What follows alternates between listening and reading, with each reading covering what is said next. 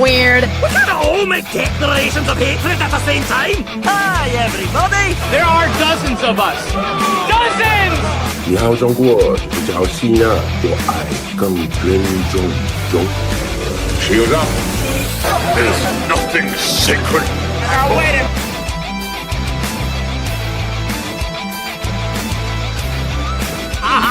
Alson, help me up onto his casket so I can dance on it.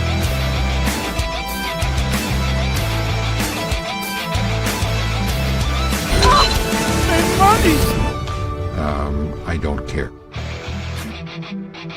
But how did you ever find us? Oh, easy. We just read the screenplay you left us. And Hispanic people, too. Globe gold! Globe gold! Globe gold!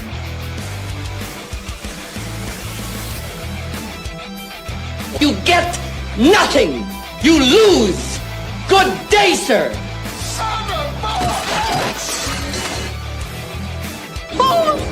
I'll help you. Everything is sexist, everything is racist, everything is homophobic, and you have to point it all out.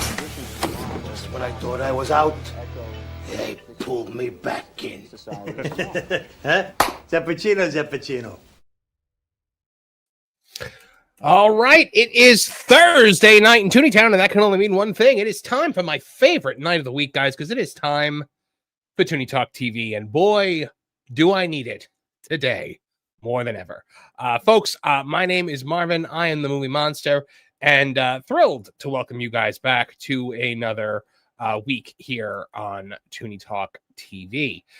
So it's a bit of a more somber week than most, obviously, for a lot of reasons. So I'm going to address the elephant in the room before we get the show started. I mean, we are all aware of the the tragic killing of Charlie Kirk. We all know what happened. No matter where your political beliefs lie on the spectrum, I hope that we can all agree that taking the life of another human being is never right, is never just, and especially just because somebody had a difference of political opinion than you, it's horrible. It's terrible. And, I've been on some streams already. Like I was on the Pro Show earlier. We talked about it a lot. I know Lauren was on the Pro Show last night. So was Kevin. And so there've been a lot of opportunities here to talk about it. So we kind of all got together, and I think all of us are kind of feeling very sad, upset, angry, a lot of anger. And we didn't want the show tonight to just be us raging or getting upset or anything like that. So we decided that we're going to try to keep it a light show tonight. We're going to do it's going to be a looser show than usual. Now, originally we were supposed to play a game, do like a game show kind of thing this week.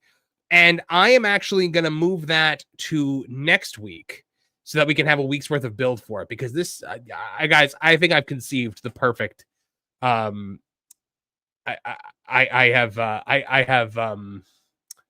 have conceived the perfect live stream game show. So that should be fun. But so that's all we're really going to say about it tonight. Maybe I'll talk with you guys some more about it in the members only chat when we do that again on Monday.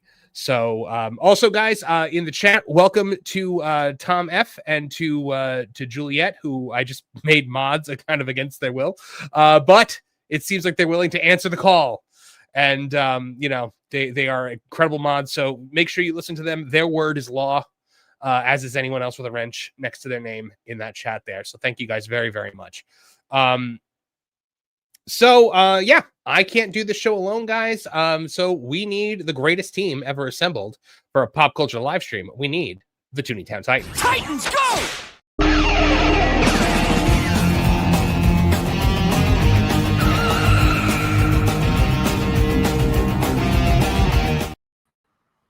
Sup, girl? Hey, what's going on, everybody? How you doing? You doing good? I like your Rolling Stone shirt. Thank you. It's new. I just got it. Target. I was like, all right. Target had a really good array of rock shirts. Yeah. So, like, did you go to Target specifically? Like, I'm gonna go buy rock shirts today, or like, were you like, I'm at Target for something else? No, like I heard they were there. I was like, I'm always on the hunt, and they had a whole, and they had in the women's section, which is way harder than you would think it should be to find rock shirts. So, yeah, I would assume if they're at Target, they were probably affordable too, right? It's not like you were going to like, you know, like Hot Topic or something. Yeah, no, it was like at least half the price of a Hot Topic shirt. So, and they're like licensed. You know what I mean? It's not like some bootleg. So, I'm happy for you. Thank you. I'm happy for me too. Yeah. And I needed to snow.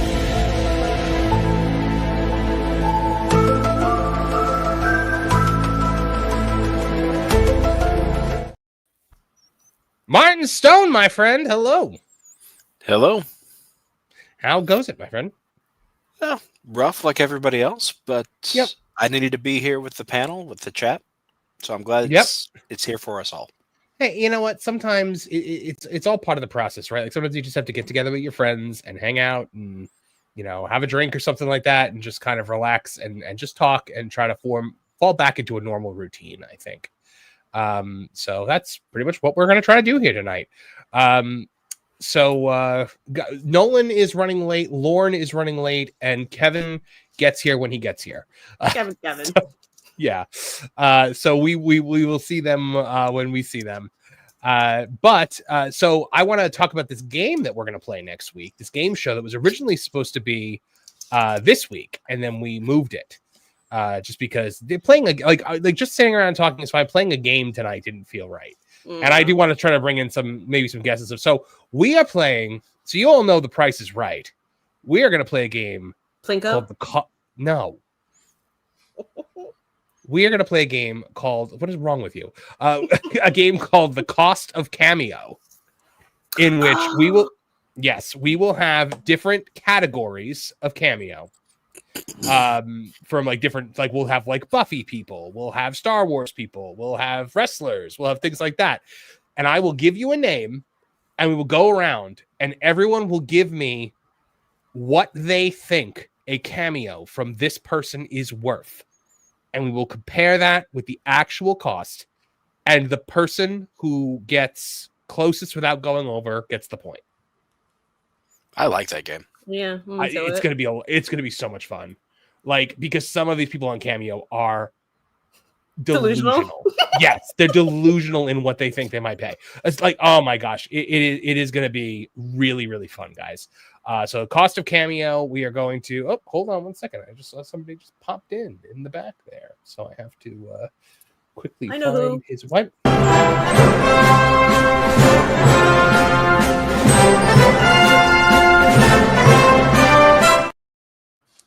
Lauren! Hi there. Sorry I'm late. Oh, it's okay, buddy. You are worth waiting for every single time, man. You're not that late anyway. Yeah. We when we started late, as you can probably imagine. We were just talking about the game that we're going to be playing next week, where we are going to have categories of celebrities, and then I will give the name of the celebrity from Cameo, and you guys will have to guess what it is they are charging for a cameo from them. And then the person who gets closest without going over, Price is Right rules, gets the point. And maybe we'll actually have a prize or something for this one. Like, we'll actually do this as a game instead of the whose line is it anyway kind of thing that we did with the other game. No category just for me.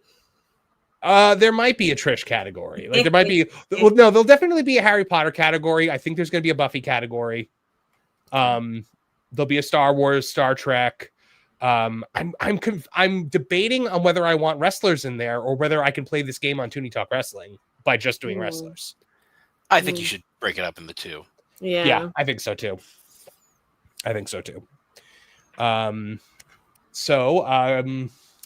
Guys, this is a show that obviously is financed by you and made for you. So we count on your generous super chats to keep the lights on around here. And as such, we are going to take breaks in between each of our topics to read your super chats aloud. So Dragon Queen, member for 3 months, says, if I fell asleep again, hugs for all. Well, hugs to you, Dragon Queen. Always glad to have you here, my friend, even if you're asleep. Hopefully that our words... Yeah, go ahead. I was going to say, I want to sing the name to ABBA. Return Dragon Queen. The Dragon Queen. Bro plays that on his show every time that Dragon Queen pops in. So, and Lauren plays it on Lauren and Apollo. Also, guys, we do break for super chats of $50 or more. So if you super chat $50 or more, we do stop what we're doing and we take whatever it is you want to talk about. You and Cumia gifted 1 Tooney Town TV membership. So congratulations to whoever got that membership. And Juliet, our new mod, just became a YouTube member. Welcome, Juliet. So happy to see you here. She also, for £2 sterling, it's proper money, says, morning Tooney Town TV panel and chat. I guess it is morning for you. Juliet. And Regina Sharp, our friend, checking in for $20, says, now cracks a noble heart. Good night, sweet prince, and flights of angels, sing thee to thy rest. My apologies, I still have no heart for jest. And yes, I understand that. And that was beautifully put. Regina Sharp. John Williams, 199, says, why are they delusional? It's Nolan's fault. So it might no, it's not even Nolan's here. fault. I know. Oh, I see. Oh, it was no one's fault. Oh, okay. I'm sorry. Well then, problem solved.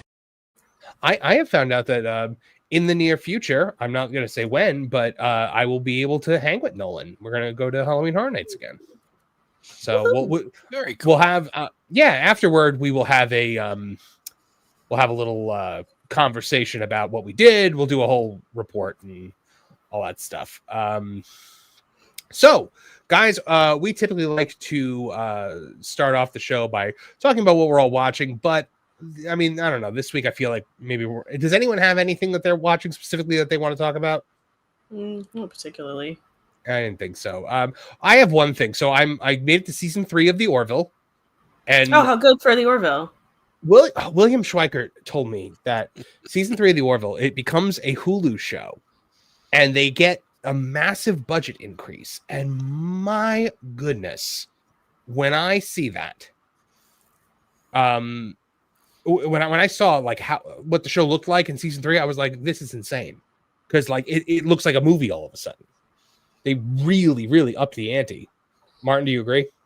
I do, yeah. It looks spectacular, and I was glad to know that when they got that increase, it went onto the screen, because so often I feel like Hollywood productions are money laundering schemes. Yeah, it goes into the pockets, right? Yeah. Not only that, I also watched a lot of Dexter. Made it into season 4 of Dexter, and I watched Supernatural. Hey, no, you didn't. No, I did. I watched a really good one last night. One. I watched 2. No, I watched 2.5. Last night I watched the Bugs one, which I was like, this is disgusting. I don't like this. And then I watched. Well, then I watched the one where they go home to their house where their mother. So good. It was fantastic, Trish. Please tell me Missouri comes back. Yes, but I would just, not get. It's a long time from now. Okay. They're like double-digit seasons. The one where they go back home, is that the one with the djinn that captures them? No, it was a poltergeist. It was the house was being haunted by a poltergeist and their mother. Yeah, their old home in Kansas. There is a great episode later then where they're captured by a djinn. Season 2. Oh, a genie? Mm-hmm. Yeah, that's exactly how Dean goes in a freaking genie. Is a djinn like a male? Because I've only ever seen male djinns. It was male djinns? In the show, to the best of my recollection. In The Witcher, I think the djinn. Well, no, the djinn didn't have form in The Witcher. I don't think it was just kind of invisible. Yeah. So, well, I'm happy. I'm glad I knew you would be, and like there were. Much. there were a couple times where I picked up the phone to text you and be like, "Hey, I'm watching Supernatural." I'm like, "No, I prefer to get her reaction on the show whenever I watch Supernatural." So, I have actually been watching still the last season of original Doctor Who. In fact, my wife and I have yet to watch the very last episode because kind of like sad to see it end. Like it's been a couple of days since we got back. I've done that. Where like you're right at the end of a show. DuckTales I did that with for a long time. I got into season 3 of DuckTales and I was like, I'm just not going to finish it because I don't want it to end. But now were the Colin Baker years difficult to get through? At first, yes. Like at the very beginning, he's kind of nothing but arrogant. But then I think season 2, you kind of saw some heart coming through, and then that last season where he's on trial is better. Yeah, but the writing was clearly on the wall that they were going to end the show. It's so funny though because his regeneration is so bad. It really is. It's really, really bad. I mean, especially because like it's very clearly Sylvester McCoy in a wig. Which I'm like, why would you do that? Like, why would you put him in a like? It didn't make sense. They should do a special edition treatment on that and just digitally face mask Colin Baker or Sylvester McCoy. There is, I think there's an audio drama actually where they do Colin Baker's regeneration that they actually have him voice and somebody animated it. Yes, I think I've seen that out there. Yeah. Trying to look see if I can find the kind of delay going. Yeah, like I think I may do the audio dramas next instead of just roll into Modern Who. Yeah, that might be a good idea. Although I don't know, Modern Who is good for a long time. Yeah. All right, guys, let's get into our first story and probably one of our only stories for the day. Because we decided we're just going to have kind of more of like a shoot the breeze kind of show today. But I do want to talk about this one thing, pretty big thing that happened today. And I don't understand how it could possibly happen, but Paramount is preparing a bid to acquire Warner Brothers Discovery, which Paramount just did its whole thing with Skydance, the merger. So now the Ellisons are trying now to buy Warner Brothers. In a move that could shake Hollywood to its very foundations, Paramount Skydance is reportedly preparing a cash-backed bid to acquire Warner Brothers Discovery. If successful, it would combine two of the largest names in film, television, and streaming under one roof, an entertainment juggernaut unlike anything the industry has seen in decades. The Wall Street Journal broke the news, citing sources familiar with the matter, while Reuters confirmed that Warner Brothers Discovery shares surged 30% after reports surfaced. So, guys, this is a pretty massive.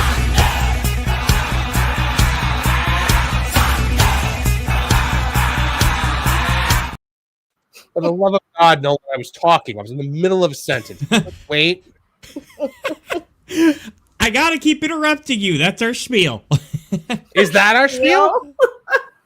I guess. I don't know. It works for Jonas. Oh, I see. Oh, it was no one's fault. Oh, okay. I'm sorry. Well then, problem solved. Why is Nolan saying spiel funny to me? It's funny to me. Spiel. They are my favorite animal. What? The spiels, the animals in the ocean. Hold on. We got to put the article away for a second. What? There's an animal called a spiel? Is there a joke I don't get in this? I feel like there is. It's a seal joke. I like that I got you guys thinking there's an animal called a spiel. I was like, there was the glockenspiel, but... What, in what universe am I going to connect a spiel to a seal? I thought it was obvious. Martin, am I wrong? I don't know. Can't go by me. I didn't get it. I did not get that at all. I don't know. Martin didn't get it, so... The Nolan Thunder School of Comedy over here. Like anything. Look, guys, anything to do with aquatic mammals is hysterical. Just I feel like anything. Martin doesn't get it. That says everything. Hey guys. Penguin. I was taking a drink. How dare you? Oh my goodness! You silly It's good to see you guys. Yeah. So, here's what we know so far, and a lot of this is fascinating to me. So, first of all, the WBD shares surged nearly 30% after the reports. Paramount also went up about 7%. So, people are excited about this. Excited about this from what we see. So, what we know so far, the offer: Paramount Skydance's bid would be majority cash, targeting the entire Warner Bros. Discovery portfolio. That means Warner Bros. Pictures, HBO, CNN, Discovery's cable networks, Cartoon Networks, and more could all be absorbed. Now, David Ellison of Skydance Media, newly merged with Paramount earlier this year, is spearheading the effort, and his father, Oracle founder Larry Ellison, is believed to be financially supporting the deal, which makes David Ellison a richer version of Tony Khan, apparently. The market reaction is that WB's stock popped. The silence. Both Paramount and Warner Bros. Discovery declined to comment on the reports. If this deal goes through, the acquisition would create a content library that would rival Disney, Netflix, and Amazon combined.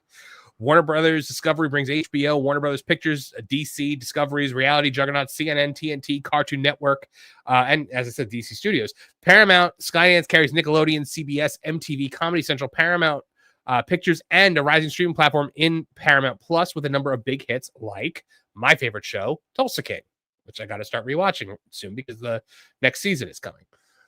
Put together. Wait, hold on. Why do you have to rewatch it? Because I don't remember any of it. This is just another thing that is going to get in the way of Superman. You just I you're don't giving me more remember. gray hairs, Marv. How am I going to truly appreciate the next season if I don't remember the previous seasons? Mike Glass is right. We need to blackmail you. This is it. Desperate times call for desperate measures. I'm enjoying the show. I'm gonna watch more of it. I'll probably watch more of it tonight. My dark hair is going to be completely gone. It's completely gone. I love being dramatic. You are being incredibly dramatic. Love right it. Now, the roadblocks, regulatory hurdles combining two giants of this size will draw heavy scrutiny from antitrust regulators. The FTC, FCC, and DOJ are all going to weigh in, and international regulators could demand divestitures. Integration chaos. Warner Bros. Discovery itself was only recently created by the Warner Discovery merger, a deal still plagued by debt and operational struggles. Merging another massive studio into that mix risks more turbulence, of course. Debt pressure, obviously. It's a cash-heavy offer, so it's going to require financing. And a cultural clash. Warner Brothers' Hollywood legacy is going to meet Paramount's Ellison-backed reboot, which means that studio leadership, greenlighting authority, and corporate strategy will all be up for grabs. But at the end of the rainbow, guys, there is streaming right at the center of all of this. An HBO Max Paramount Plus combination, I mean, that's going to be a lot. Now, the really interesting thing, though, is that apparently they want the whole kit and caboodle. And Warner Brothers is getting ready to split off into two companies, which is going to be Warner Brothers proper, which is going to be the movies and streaming. And then it was going to split the cable networks off into, Discovery Global or something like that, and that was going to be CNN, TNT, TBS, Discovery, Food Network, Nickelodeon, MTV. Apparently they want all of it. Because when I first heard this, I was like, okay, Ellison wants HBO Max, he wants Warner Brothers, the films. There's no way that he's going to take the cable networks. They'll just leave that. It'll just be he'll buy the split company. Apparently he wants everything. So, guys, if it is not streaming, then the deep catalog of content. Yeah. What's he going to get for TNT? Kung Fu: The Legend Continues? I mean, yeah, the crown jewel in the TNT lineup. It really is. Thank you. That and B5. Oh, that was, dude. I can watch Babylon 5 all day, every day for the rest of my life instead of Supernatural. He'd watch it 5 ever.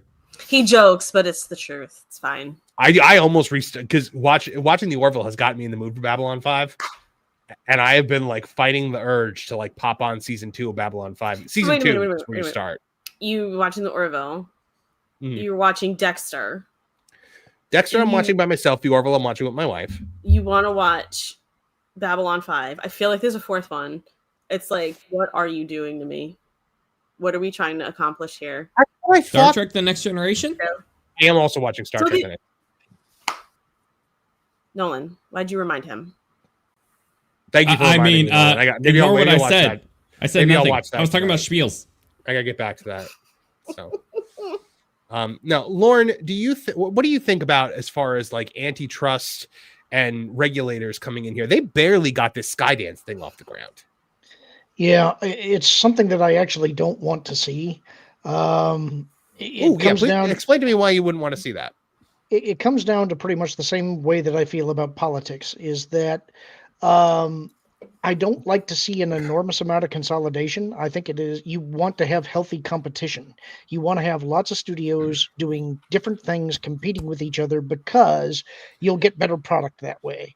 The more they consolidate, the more you get uniparty style thinking, the more you get cookie cutter productions, and the more fat and lazy the studio heads get. I would much rather that we had more studios doing more different things, producing more stuff, than fewer studios that are just sort of staking out their own territory and not being willing to budge all that much. Okay, that makes sense. I get that. Nolan, you started clapping like a spiel when Lauren was going through that. So do you agree? No, I agree 110% because it's clear that we now live in a society where too many entities are owned by a handful of organizations. I know in like, I believe it is the movie studio sphere, they say like back in, I think it was like the 1990s, it used to be there was like 20 to 30 different kinds of studios that were all competing with each other as far as the major end goes. Nowadays, there's more like 6 major studios. And that is a major problem because like, say there's certain types of trends, or it doesn't even have to be political. Just like say, if superheroes are the big hot commodity and all the studios are chasing that, then that means there's no like dark horse like Rebel out there that's going to be like, hey, let's not go for the big money. Let's go for maybe some rom-coms and dominate some of the market with that. Nowadays, like if you have someone who's big in a niche, nowadays it seems like it's usually on the online sphere or something that isn't connected to the state of California and with that Hollywood. So I think honestly, if people want a healthy variety in not just political views, but in genres to see, a merger is a big red flag. And I know these studios are hurting for money and these mergers might theoretically help them. But often, as we've been seeing over the past year or two, at least in the gaming industry, has been when these companies are acquired, usually leads to a lot of layoffs. And next thing you know, the studio shut down. So I honestly am not in favor of this. Interesting. Okay, that makes sense. But I mean, Warner Brothers is having a moment right now. Like they have done 7 consecutive releases that all came out over $40 million. 7 openings in a row, and they are killing it with horror right now. So you were talking about carving a niche. Warner Brothers is kind of doing that right now because I made the point in my article on it was, obviously it's better to make a movie for 50 million, have your break-even point be, 100 million and make 300 million than it is to have your break-even point be 900 million and make $1 billion because you made more profit at that point. Right. I completely agree. I think return on investment on these movies has been ignored basically. Yeah, and I think obviously what Hollywood clearly needs to do is now make nothing but horror movies and have them all cost $300 million. That makes sense, right? Warner clearly is not chasing the big headline grabbing box office numbers. No, I like that they've got the strategy of just grinding out successful mid-budget movies. It's what I've been calling for forever. Yeah, I do question whether or not this will regulatorily work because CNN is part of the mix, and the last couple of days they have not crowned themselves in glory. So the FTC and DOJ may not look kindly on a merger involving them. Or because it's Ellison, maybe they're like, "Hey, if you close down CNN, we'll approve it." That's true too. But so I pointed this out. I talked about it like the tortoise and the hare because you have Warner Brothers, who is just kind of slow and steady, wins the race, right, with the box office, and then you have Disney with these massive peaks and valleys. So yes, Lilo and Stitch is the only movie this year that has hit $1 billion. But Disney had that, but they also had Thunderbolts. They also had Fantastic Four. They also had Captain America: Brave New World. They had all of these big budget bombs that blew up in their faces, whereas Warner Brothers just kind of consistently hitting the mark. The Conjuring 3 just became the highest opening horror movie of all time, made nearly $200 million worldwide this weekend alone. So do you think now it's time for a shift? Are we going back to smaller, maybe indie level films that people might actually show up for? Because the horror audience always shows up at the theater. Mm-hmm. It's very rare that you hear of a horror movie bombing. Go ahead, Luke. This is something I've been calling for a while, is that the way it used to be was that you had a broad mix of content at different price points. And that way you're sort of hedging your bets. You're hoping that the smaller stuff will, most of the time it's going to turn a profit, but what you're hoping is that one of those smaller flicks is going to blow up and suddenly become your next franchise. Yeah. And the bigger stuff, the big blockbusters, those are your tent poles that you know usually are going to deliver. But what started happening was Marvel took off and everybody decided that $1 billion movie was just normal. So everything's got to be IP until they milk it to death. The smartest thing that these guys could do, I think, is actually go back to character dramas.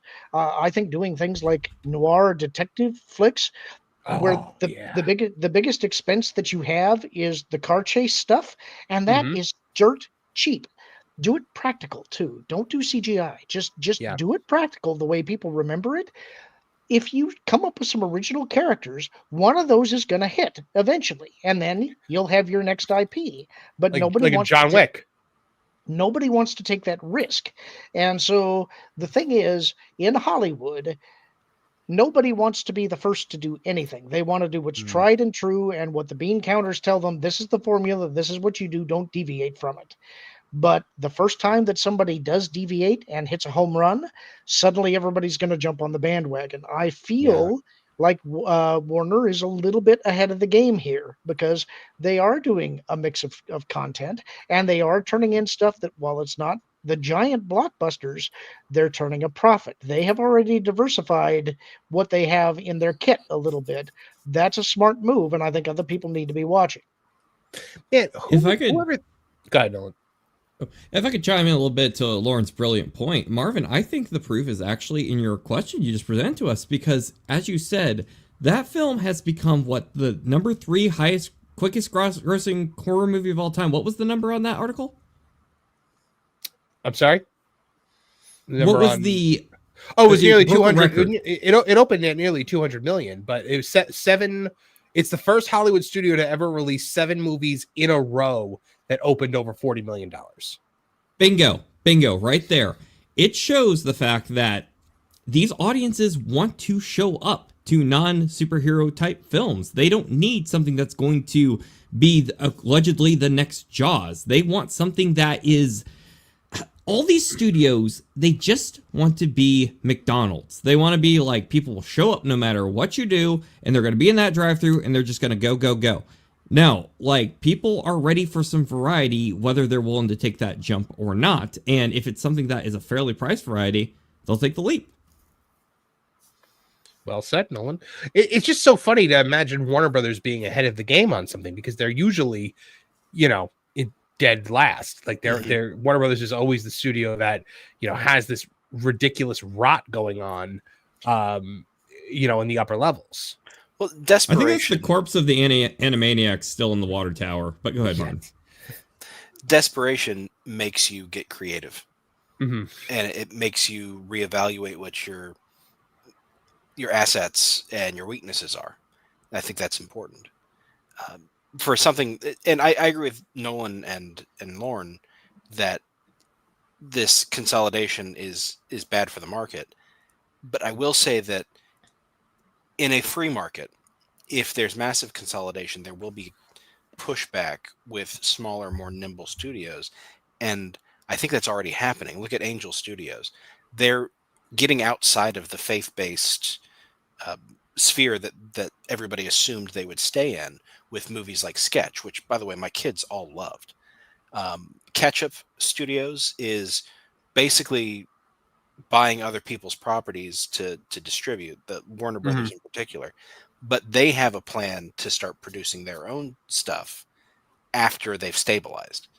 So there's good stuff on the horizon with smaller companies already. Yeah, absolutely. Absolutely. Honestly, I think Paramount is in a good position right now because Paramount, the thing that was dragging Paramount down was debt. But the Ellisons, I think, are going to be able to get rid of a lot of that. And they've got Taylor Sheridan, which is a streaming, whatever he puts on streaming succeeds. Taylor Sheridan's a guy? I just, for some reason, assumed that name that was a woman because I don't know anything about her. You thought a woman wrote Yellowstone? Fucking a woman wrote Yellowstone. Down with the matriarchy. Yeah, seriously. Born Michael Connor. You need to stop. Okay, I actually have an idea for a book about like a platoon of World War II soldiers or World War I soldiers who have names that have now become women names. But like back in the day, like Lindsay. Marion and Taylor and Ashley. Leslie. Oh, it's amazing. They would all be British, by the way. Of course, they have to all be British. And they're all getting arrested for making jokes online. Okay, so when speaking of profitability, though, with a lot of these box office things, something came up this week that got me really thinking about profitability because apparently there's so much more involved than just what the movie makes. Because, we always think like, the studio gets half of the box office take because the other half goes to the theater and whatnot, plus it's marketing expenses. But I never really considered the fact that domestic success brings in more money than overseas success. So when a movie like spikes the ball in China, the studio really doesn't see a lot from that other than prestige. Because take a look at this. Superman has reportedly earned nearly triple the profit of Man of Steel. So this is from Variety. They said that Man of Steel grossed more than $670 million worldwide, which is an impressive figure that secured Snyder a multi-film deal, and Birth would eventually become known as the Snyderverse. Now, fast forward 2025, James Gunn's Superman is a very different kind of beast. The numbers are in, and while Gunn's Superman reboot didn't eclipse Man of Steel at the global box office, it still stands as the more viable project because of one critical metric, that being profit. So breaking it down, Man of Steel reportedly $670 million gross, and Superman $614 million. But the profits, according to Variety, is $42.7 million for Man of Steel and $125 million for Superman.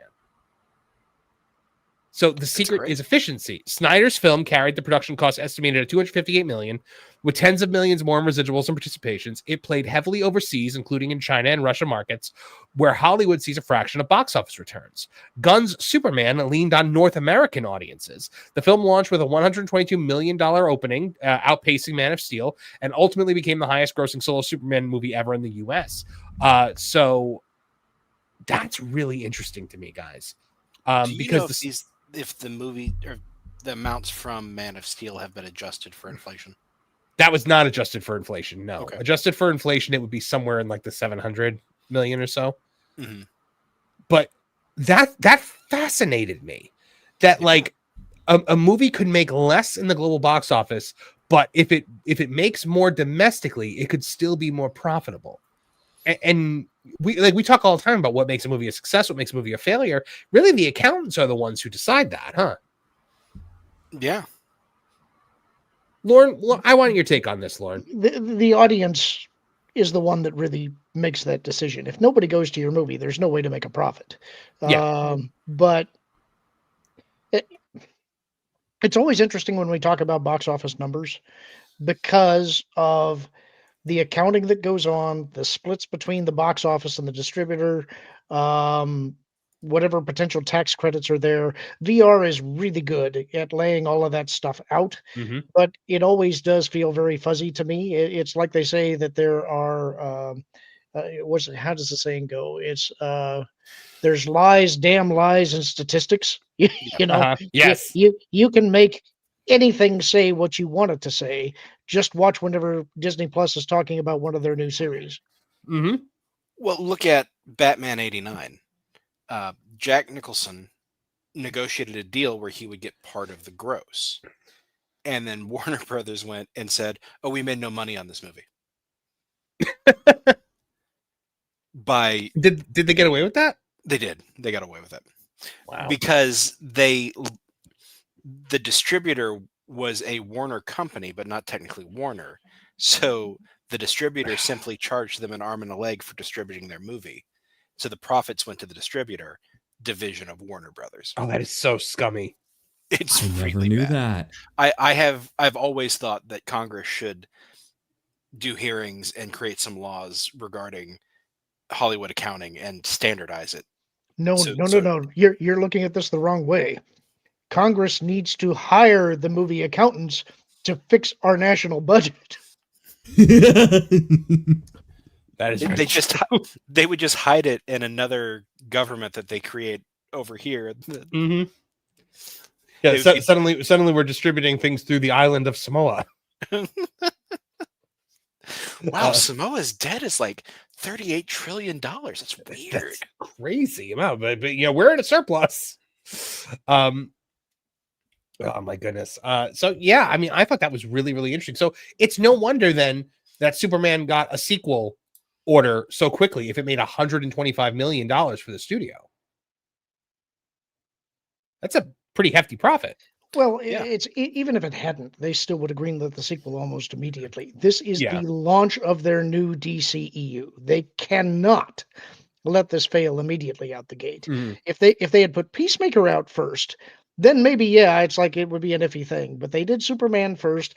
I still think doing Peacemaker right after was a giant mistake. But there's no question in my mind they were going to get at least 2 or 3 movies out of this and then evaluate where are we.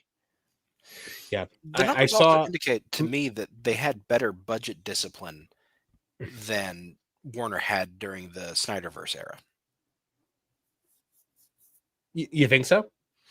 I think they must have. I think they must have made this movie for less than what Snyder was making his movies for. Well, yeah. I mean, who knew it cost so much money to sap the color out of every shot? Well, you've got to imagine, too, that the budgets for the main stars are probably lower, too. Can you name another movie that Corn Sweat's been in? That's true. That's very true. I mean, who was the biggest actor in this? Nicholas Hoult? Nicholas Hoult. Maybe Rachel. No, that's Hoult. Yeah, Hoult is bigger than Rachel Brosnahan. She mostly just did TV. Right. Yeah, I would say that's and definitely bigger than Fillion. And to be fair, that's what they should be doing. It's what a lot of these studios should be doing, is looking for the next generation of talent. So they're not paying $85 million to have a Robert Downey Jr. show up. Not that I dislike Robert Downey Jr., but this stuff is getting ludicrous. If half of your budget is going to your stars, something is wrong. And I'm thinking about Man of Steel's cast right now, and yes, Henry Cavill was kind of an unknown at the time. On a grand scale, but you had Kevin Costner, you had Russell Crowe, you had Amy Adams. I mean, these were all big name people. So that makes a lot of sense. Michael Shannon was pretty big. Yeah, Michael Shannon was a big get. So yeah, no, that makes a lot of sense. I guess he was able to actually keep which is funny because I feel like there was so much more CGI in Superman than in Man of Steel. I feel like in visual effects wise, there was so much more. But maybe that's just because there were kaijus and things like that. Well, two things I would say about that. First is, yes, but does the quality hold up to the level of CGI that you would like to see in the picture? Mm-hmm. And secondly, the cost of producing those effects has gone way down. It's not like it used to be. Right. That's and the film shows. That's very true. Well, even then, it got its sequel greenlit pretty quickly. And, some people were happy with it. Some people not so much. Simu. Yeah, it's Captain Bubble Tea himself. Just he inserts himself in conversations, and it's like, stay out of it, Patrice, or no one asked you, Patrice. I was confused with Nicholas Shea. always confuse it with the Nick Lachey one from One Tree Hill. Stay out of it, Nick Lachey. Like, honestly, who asked Simu Liu? Who asked you? Shut up, Patty LaPone! Such a brassy, magnificent trap! God. So, people are like, so somebody posted this when James Gunn posted Man Tomorrow. I genuinely don't remember the last time a superhero movie had a sequel turnaround this fast. And Simu Liu just responded with this. That's actually funny, though. That is funny. Yeah, it kind of is. Here, I'll full screen it so you guys can see a little better. But yeah, that's laughing at himself. You got to give him credit. Okay, I will give him that. I mean, do you think? But don't you think some part of it was him throwing shade at Marvel? Yeah, a little bit. Probably a little bit, but I will say for him, that's funnier than I was anticipating. I thought it was just going to be straight Simu Liuing it, and this was actually him trying to be like a little funny. So, all right. I'll give him credit for that. I will say, I want to create an AI avatar of Simu Liu, and I'm just going to call it the simulation. Now I'm just sad. That one just made me sad. But he looks tickled though. Look at him. Look at him. He's tickled with himself. He's that's so the happy with happiest I've been in right 2 now. days. That actually made my day. Thank you. I know. Oh gosh.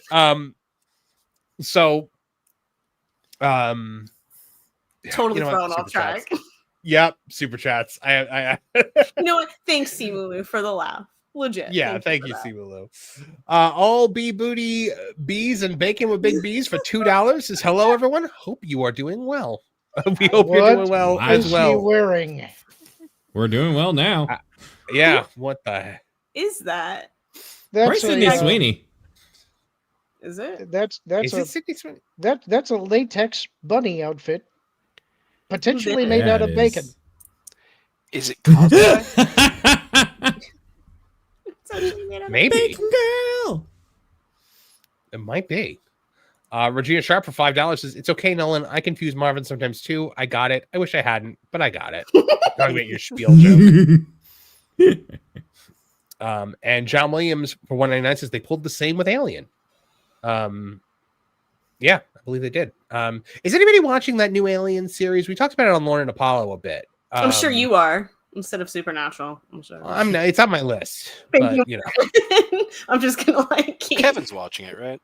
Kevin is watching. Kevin's only watched like 3 episodes of it though, or 2 episodes. He liked starting it, the 3rd though. one. He did like it. He's one of the only ones who has liked it. I think Nate from Mr. H Review said he liked it. But I know like Critical Drinker didn't like it. Didn't like it. There was someone in the Lauren and Apollo chat that liked it.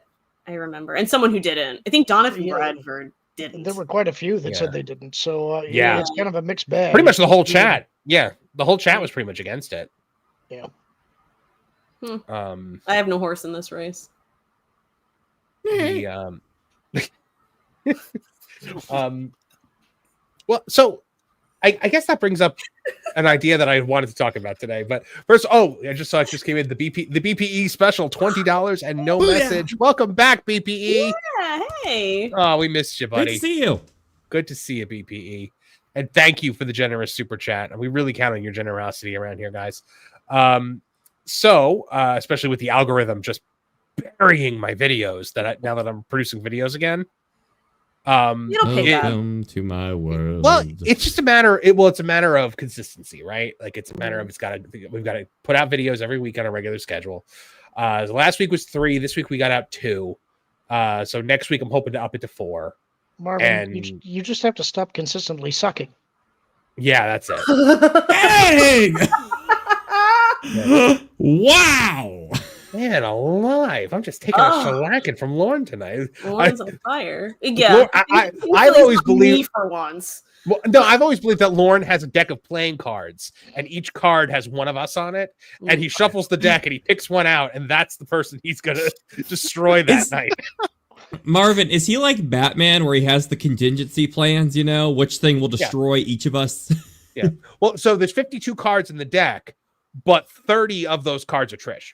Yeah. I was gonna say. I used to carry a deck of cards with me everywhere I went. I used to play poker Really? every single day. Yeah, But, not like it was carrying small. them wherever you were you expecting like games to just randomly pop up? Like We're talking back in high school. It's like I would get together with guys in between classes and we'd okay. play a quick hand of poker. It was fascinating. Oh yeah, I used to. How much love time it. did you have in between classes? You'd be surprised how quickly you can play a game of poker. Oh yeah, just when you're passing, deal out a 5-stud hand. Yeah, I had literally 4 minutes to get from point A to point B, and I had a school that was 3 floors. So if you had to get from like the first floor to the 3rd floor, forget it. Who's playing poker? Another game that I was taught in high school by a friend of mine is called Idiot.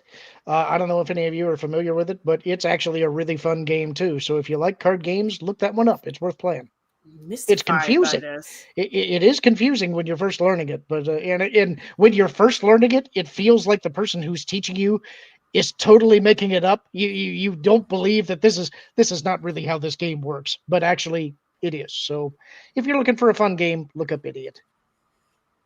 So okay, so that was I just imagine you like walking around with a deck of cards, almost like in a video game when there's like a mini game option where you can like challenge random NPCs to like play blitzball or something like that. I'll do you one better, Marvin. It's like in Pokemon when a random trainer spots you when you're just walking through the grass. It's like, you! I must battle you!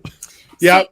I'm picturing it like Lauren leaning against the wall with the I can't do it with the cards where you can kind of like they arch and they go and just standing there looking at people doing it between his hands. Like that's if you play. Go ahead. That kind of was the way that it went, and I did it so much that lots of people started carrying playing cards at school while I was doing this, and it became a thing. And my favorite, the memory that sticks with me is I was playing so much at one time, and this was never for money. It was just we were just screwing around.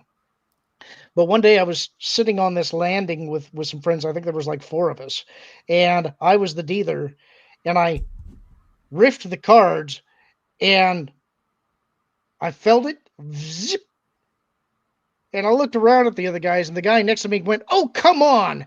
He'd lifted a card, and I could feel that it was a card light in the deck, and he totally didn't believe me.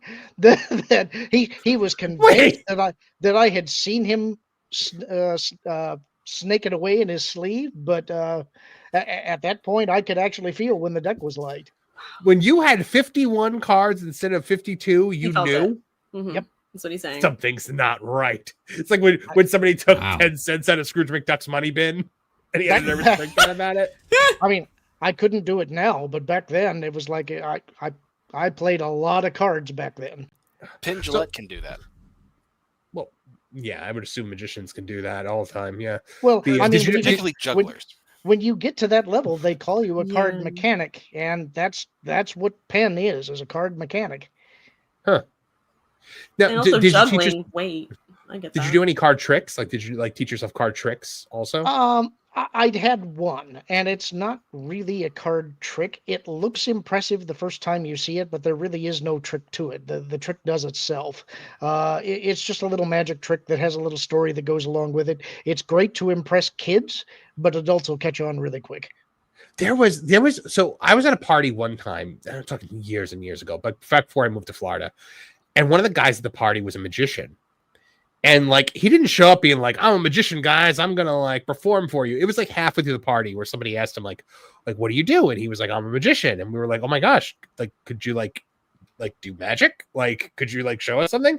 And he's like, yeah, I got cards, I always have cards with me. So he took out these cards and he did this trick, and it was like to find your card, he told you to like go outside, and then like we opened the door and the card was like sitting on the porch outside. And I'm like, did he like show up at this party hours ago and plant this card just on the like off chance that someone was going to ask him to do a card trick?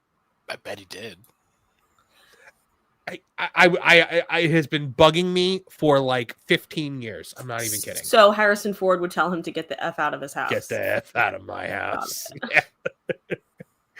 Oh my goodness. I remember there was a period of time maybe 15 or so years ago, where everybody was just playing poker. Like it was like in again, like Texas Hold'em was like really in. And that's kind of the only time I really played a lot, because I don't like to gamble. Like I went to Atlantic City once, and I went to the Trump Taj Mahal, and I got in there and I won like $80. And I was like, oh, that was cool. And then we went to the Borgata that night and I lost everything. And I said, I never need to do this again. And I never did. I don't like to gamble. I won't go to the casinos. I am really tight-fisted. I am a miser. Mm-hmm. But small stakes poker with friends is a heck of a lot of fun, and I become absolutely ruthless at that table. So, I'd like to picture all of us around a table like it's that room in Star Trek Next Generation where they always do the poker game at. Well, so we, in my family, Christmas Eve is a big, Trish knows, Christmas Eve is a big deal for Italians. Christmas is 2 days. Yeah, Christmas is a 2-day affair. Yeah. So Christmas Eve, we would hang out with my mom's family, and we would always play poker. And this was not like friendly poker with family. This was like ruthless, like just insane. And even if you were a kid, when I was 14 and I wanted to play, and they're like, "Oh, you got money? Come on in and play." And they took my money. I mean, my great uncle would sit there with my cousins, his grandchildren. He'd play like AC Doocy with them and like take all their Christmas money away from them. Like it was cutthroat. And then the next night we would go hang out with my dad's family and we'd play poker again, and it would be like 25 cents, you lose maybe $3 at the end of the night. So it was. We usually played with a $10 buy-in with a chance to do an additional $10 if you busted out, but we kept it limited to pretty much $20 table stakes. And there was usually, I think, about, 6 or 7 of us playing, and you'd get probably a good 3 hours of entertainment out of it. And usually somebody would get mad, but it was always, well, I'm going to come back and beat them next week. And that was, it was just a heck of a lot of fun. I don't like casinos, man. I really don't. When I'm in a casino, I feel like I am in the danger zone. I feel like I'm being hunted when I'm in a casino. I feel like I'm in a retirement home. You're being watched constantly. You're being watched. Yeah, you're being watched constantly. They're trying to get you drunk with free drinks. They're also pumping in extra oxygen through the air conditioning system. Do they really? They do. To keep you like alert? No, awake, not alert. Oh. Awake. Awake. Oh, it just seems like such a miserable experience, because like I also feel like in the casino, it's like everything is designed to make you lose. Mm-hmm. It's how I feel trying to play like carnival games. Oh yeah. Well, casinos and grocery stores are actually designed along similar design principles. You can't find the exits easily, and you can never find a clock. Those are two of the big things. Huh. So you can't get a sense of the passage of time, and you don't know how to leave. Casinos also manipulate noise. Like, for instance, all the jackpots and anything that makes sound is tuned so that it creates euphony. Like it'll create entire chords instead of dissonance. Huh. Or like kind of like how you guys ever hear about how shopping centers in the 1970s used to put subliminal messaging in their music to get people to buy stuff? Yeah, but fortunately that didn't work.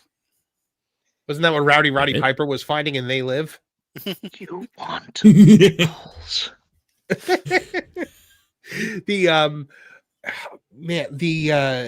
A buddy of mine, and we ragged on him for years about this. He said that there are convicts in like the ceiling at the casino, like not but like con men basically, who like watch you to like watch for like that kind. He said there's a reason why the first time you go to a casino you always win. And I realized the first time I went to a casino, I did win. What you're talking about is white hat hackers, basically, for the casino. They're making sure that nobody's using any of the tricks like, well, card counting, which is illegal at the casino. Or how do you tell? How do you tell when someone's counting cards, though? Like, what are the signs of that? If your success rate is statistically significant or statistically significantly different than random, then they watch you more closely. And if it stays significantly different, they'll kick you out. Interesting. And ban you for life sometimes. Have you ever seen the movie The Cooler? Yes. Well, it's part of it. I turned it off at one point, but yeah. That's one you should see, Marvin, if you haven't seen it. It's a fun one. Huh. That's interesting. You know, guys, I think as we're kind of just having casual conversation, I'm just going to bring your super chats up as we're talking so that you guys can actually be a part of the conversation we're having. Ryan Damon said, member for 7 months, says, got the Slayers audiobook. Only Spike sounds the same. I can imagine. I imagine they all sound really old. Trish, have you heard that? I think I have it, and I just haven't listened to it yet. I think I used an Audible credit on it. I should look that up, though, actually. Here's been on an audiobook kick, and then I just flit from book to book. Mm-hmm. Me too. Are you? So right now I'm reading the audiobook for Dexter. Oh, which one? The first one. Dexter? Darkly Dreaming Dexter, yeah. It's so different. Mm-hmm. Like it's the same story as season 1, but it's so different. Mm-hmm. Did you say that you were reading the audiobook? I always say I'm reading it. He did. I was listening to a paper book the other day. No, it's like when I'm reading a book, the words are playing through my head. So what's the difference? Trish was laughing at me the other day because I referred to being in the car listening to books on tape. On tape? Love it. Memories. Like if you consume an audiobook, you don't say I read that book. You wouldn't say I read Jurassic Park. What would you say? I listened to Jurassic Park. I actually just had this debate about whether or not you call it reading. I call it reading. I 100% call it reading. You consumed it. It is not reading. I'm sorry. It's not. Technically, you're not reading anything. So here's a question. I know Marvin might be able to put some 2 cents on this because he watches the media. What would you say about like subtitled foreign films, like anime? But you're reading like it most of the time and can't even pay attention to the visuals sometimes. Well, there you go, Lauren. Did I read the show or watch the show? Did I read Squid Games? Well, I would say that we did for the genre guys for April Fools. I think it was last year, I want to say. We did the Bollywood version of Action Jackson, and it did not have subtitles. We had to figure that shit out. And it was very difficult because the plot involved 2 twin brothers, and not having the context, we didn't realize that till about an hour into the movie. We kept trying to figure out why in this scene is this guy a complete goof, and in the other one he seems to be a suave hitman. And at about the hour mark, suddenly you realize, oh, they're twin brothers who were separated at birth. So, yes, I would say subtitled movies you are reading, but that is very different from listening to an audiobook. Well, so there's a separate conversation here, though. Mm-hmm. Is listening to an audiobook cheating or unfair in some way? No. Okay, right. So but the point of it is to experience the story. I don't think anyone should really be policing the manner in which you do that. Right, but well said. If I went and enjoyed a performance of somebody reciting the Iliad as if it was being done in its original oral tradition, that's one experience. And if I read the Iliad, it's an entirely different experience. Yes. But they're both valid experiences for consuming that media. We agree on this, right? Sure. Okay. Yeah. I have another question. What if you're listening to an audiobook of a book you previously had physically read? So instead of rereading it, you're this is like what I'm doing with a couple of books. You read the book.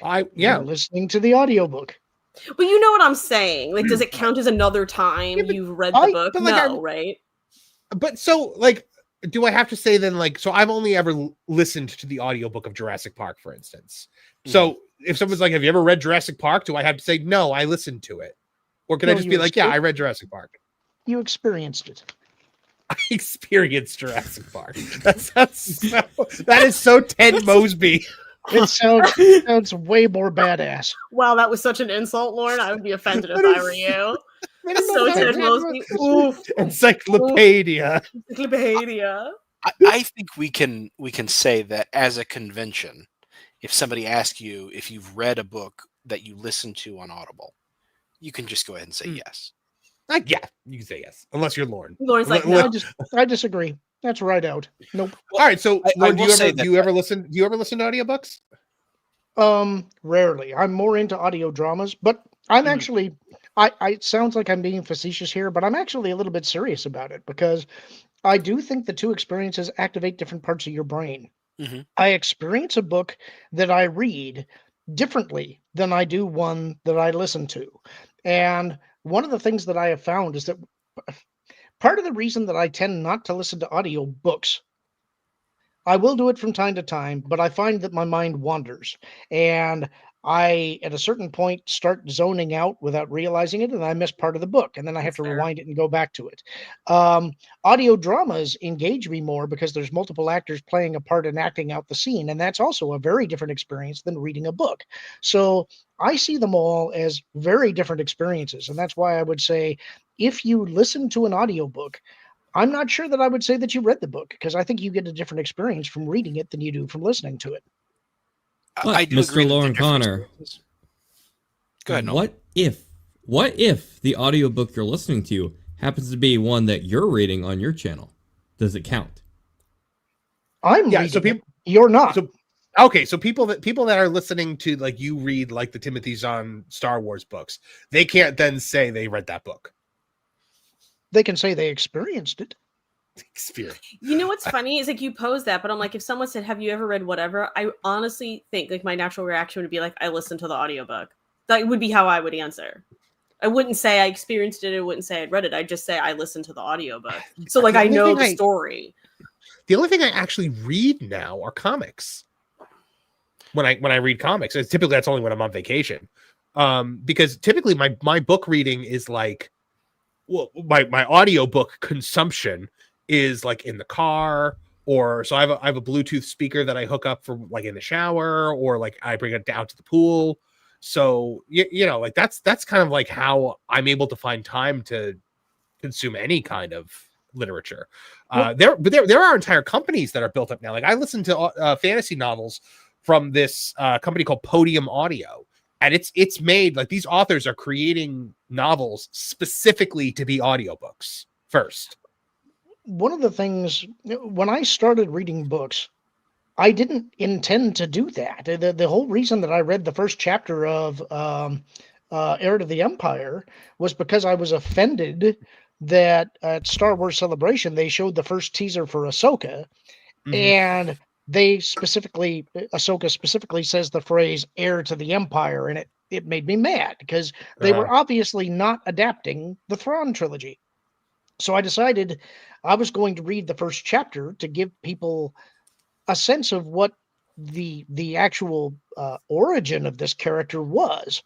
And over time, people asked me to do more, and what really surprised me was that there's a whole bunch of people out there that either don't read or are not skilled readers or don't have the time to read, who would like to read, but either for some reason don't or can't.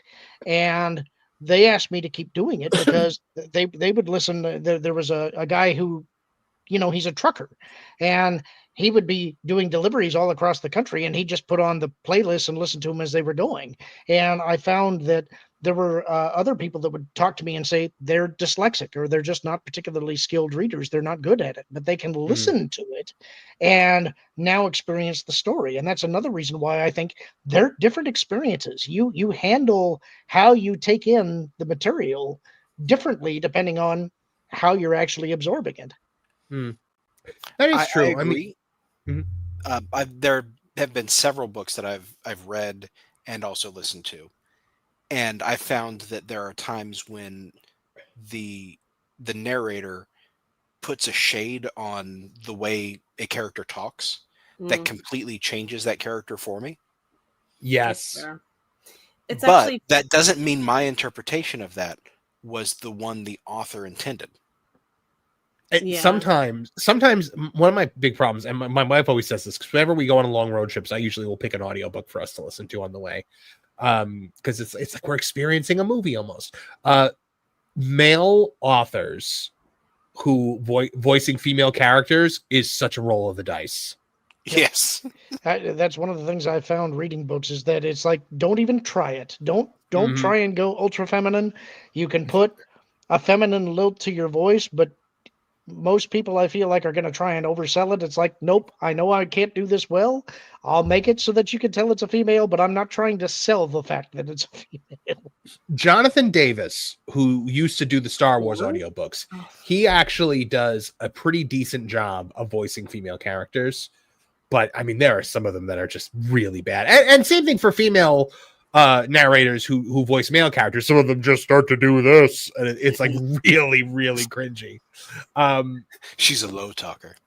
Mm-hmm. Well, and then in Star Wars, when you got things like people trying to voice like Yoda or Han Solo, like the guy who voices the New Jedi Order audiobooks, like his voice for like Han Solo and Luke and them, like he just doesn't sound like them.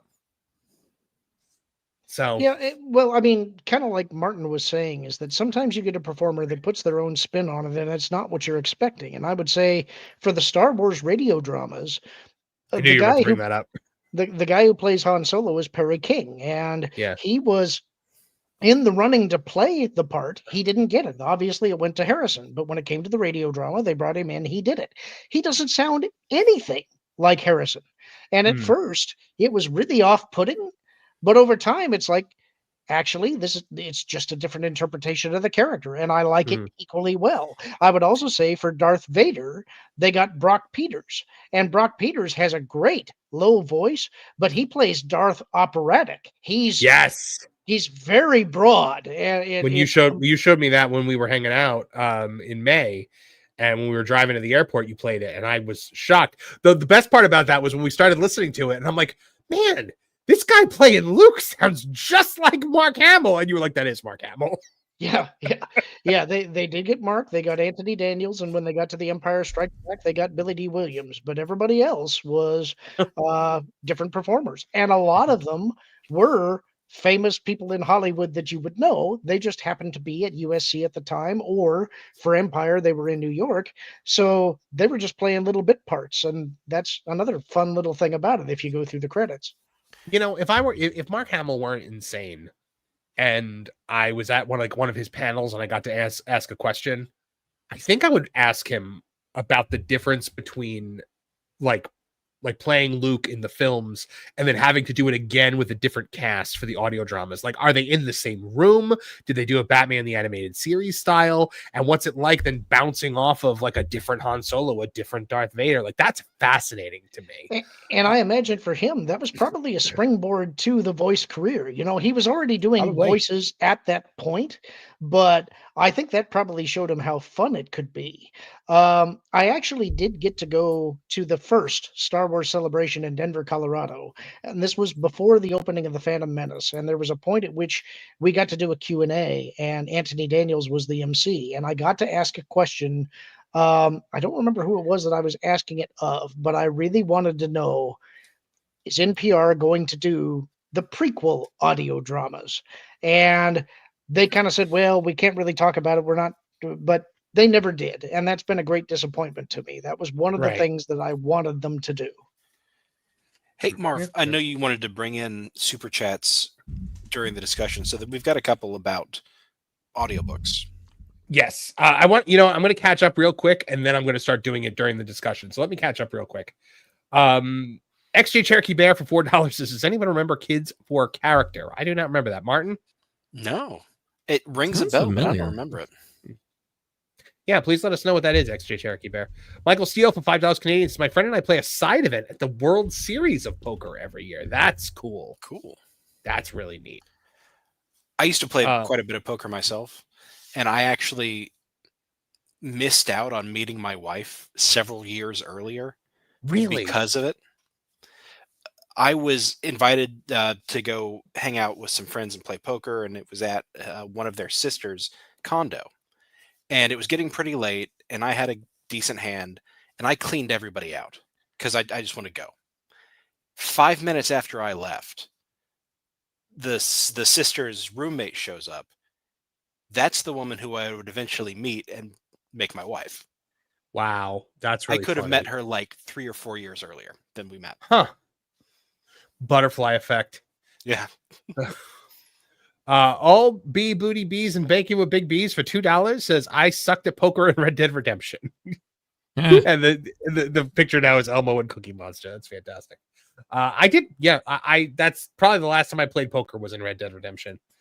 Chef Eddie for 5 says it's about engagement. Reading is direct engagement. Audio and video are passive engagement. Okay, that makes sense. That makes sense to me more than Lorne just gatekeeping reading. I'm not sure I agree with that. You don't think listening is passive engagement? No, I think it's all very different, but to me, written language was created to represent spoken language. Spoken language is designed to convey the thought. So the written is inferior to the spoken, which is inferior to the thought. Huh. Which, not to mention, I think we've all been in class at like a school or something like that, and we've heard like be supposed to be reading a book, and we're zoning out because we have disinterest. I think the same logic could apply to an audiobook. I think it's all about what's your connection with the media. Right. I'm gonna skip ahead and then go back to Dragon Queen because JJ Gosling for £2 sterling says, is this an allegory to the tea issue? Yes, 100%. Lorne, I identify as reading when I listen to an audiobook. So therefore, if you tell me I'm not reading, that's hate speech. I think you're a bigot.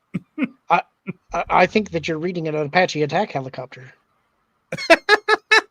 Good response.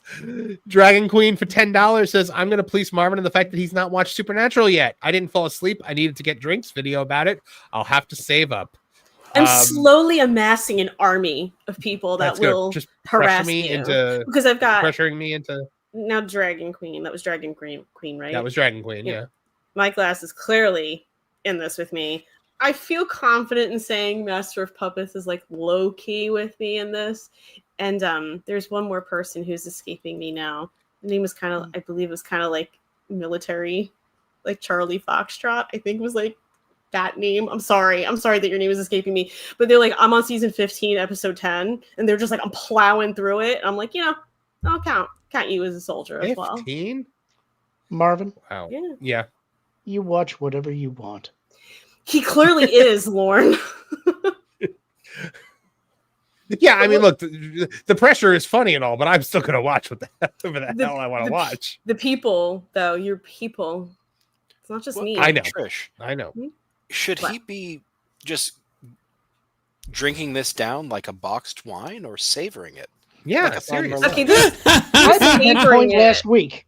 They're savoring it, and then there's forgetting you have it, and it's slowly evaporating on the coffee table. Which is where the territory we were like inching towards until he watched an episode or two the other night.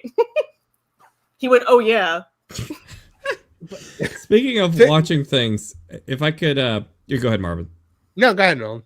Also, wait a minute. Okay, Did you see a fine box of wine? Sorry, that just dawned on me. Yeah, box wine. Sorry, go ahead, Nolan. No, I just wanted to say something to Cherokee Bear's super chat earlier. I actually am familiar with it because it rung a bell. Kids for Character was a big crossover in like Barney where they collabed with like Lamb Chop Sing Along and Nickelodeon's Gullah Gullah Island. And I think the reason he's bringing it up is because Tom Selleck was the narrator. Oh, that's interesting. Also, did you say karaoke? Is that how you read that word, karaoke? Yeah. Am I wrong? Cherokee? It's Cherokee. Oh, yeah, you're right. It's not a karaoke party. This is Joffrey all over again. Oh man! Oh, don't bring that giraffe into this. All right, so when there's a Tooney Town meetup, we all need to do karaoke, where we sit around. We sit around and make everyone watch us eat maraschino cherries. No, like there's no standing on the stage. You just pass around the microphone. Yeah. A peace and pipe. you just chew loudly into the microphone. Marvin, Mike is saying that you've never seen Gremlins? No, I've never seen Gremlins. What about Gremlins 2, the new batch? Which is funny because we ran a an article on the Gremlins reboot that's reportedly happening on that Park Place, and Trevor, our writer, said on X, it's funny because he wrote the article and he was like, I've actually never seen Gremlins, and me, who edited the article, I was like, neither have I. So you would like that movie. I'm surprised you haven't seen it. It was another one where when I was a kid, I saw like the Gremlins and they terrified me, so I never went back to it. You're a grown-ass man. Stop it. I'm not saying I'm still scared. I'm just saying that's why I never got into it like while it was culturally relevant. Have you watched the movie? No, I have not watched the movie. You're scared. I'm not scared. I'm not scared of the Gremlins. No, you're scared. You've had, 30 years to catch up and get past your childish fear, and instead you've just cowered under the bed. I'll show you scared, Lord Connor. I'm going to watch that right now. Oh, all right. Another thing in the way. I have. Trisha's like, stop! Don't make it. I have a new soldier, Cannon Barnes. Regina Sharp making a very good point right now for $5. Says Marvin fails proper geekiness in so many ways. I mean, I didn't want to be the one to say it. Thank you. The number Regina. of things that I haven't seen. I mean, you know what? As part of it is also like a badge of honor. Like I get to say I've never seen Labyrinth, and people react to that. If I see Labyrinth, Trish, that takes that away from me, and now I don't have a conversation starter. Yeah, so same That's thing true, with me but in Star in Wars. exchange, you can talk to people about Labyrinth and enjoy one of Jim Henson's seminal projects. Supernatural for Gremlins. Like, Trish, stop bringing up chats on your own. You gave me these powers. I will use them when I see fit. I can take them away. You wouldn't. I am the Senate. If you were Lorne, maybe I'd be scared, but you won't. I won't. You're right. Yeah. So what are the movies that I absolutely have to see that we've talked about in the past? Labyrinth. Labyrinth is one of them, yes. But Gremlins Labyrinth is before one. Gremlins. There was another one that Lorne. There was another one that Lorne had said where he couldn't believe I hadn't seen it and told me I had to watch it. I don't know what that was. I don't remember either. Somebody in the chat highlighted too. Tell me about some of the ones you haven't watched. I mean, what are cult big classics? Yeah. The Never-Ending Story. Oh, that's a good movie. I'm fascinated. Even I've seen that. It is a good movie. That's one that if you saw when a kid and got scared, I'd have totally got it. That's one where it's like, ooh, this movie gets dark. Falcor. Yeah, that movie introduced a whole generation to trauma in elementary school. Not just that. Poor horse. Oh yeah. Yeah. Artax. And then you get to Neverending Story 3 with Jack Black. What? Jack Black was in Jack that? Black? Jack Black is the bully in the mall. He's the head of the bully gang. I didn't even know there was a Neverending Story 3, so this is Up until he has a motorcycle. Up until a few years ago, I had never seen A Christmas Story. Oh, really? You poor. What did you think of it when you finally saw it? I liked it. I liked it a lot. We watched it kind of every slow Christmas. to me personally. We watch it every Christmas now, but no, my dad doesn't like it. Does he think it's slow like I do?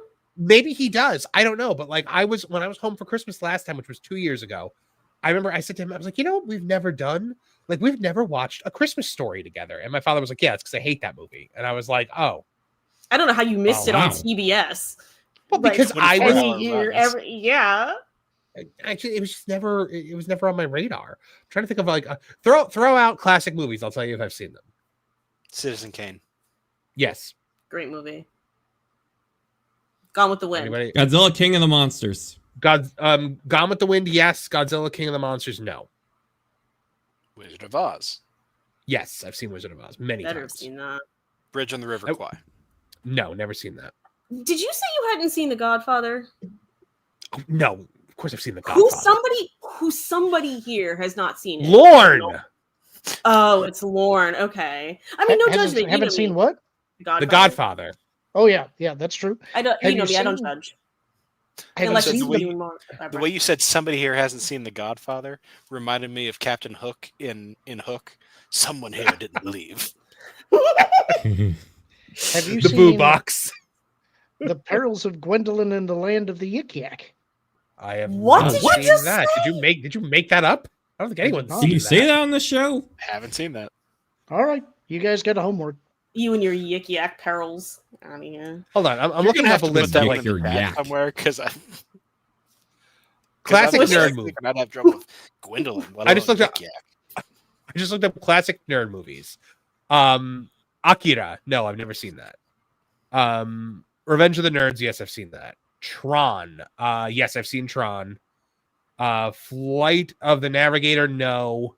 Weird Science. Flight of the no. Conchords. Wait, what's the one after Flight of the Navigator? Weird Science. Ghostbusters, yes. War Games, yes. Spaceballs, no. Me either. Blade Runner, no. Can't Buy Me Love, no.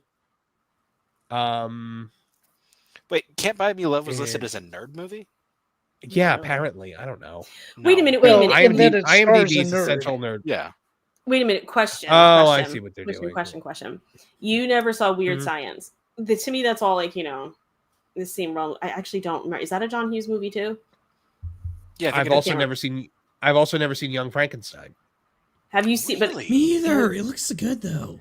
Have you ever seen other Breakfast Club, other John Hughes movies like The Breakfast Club or Yes, I've seen the Breakfast Club.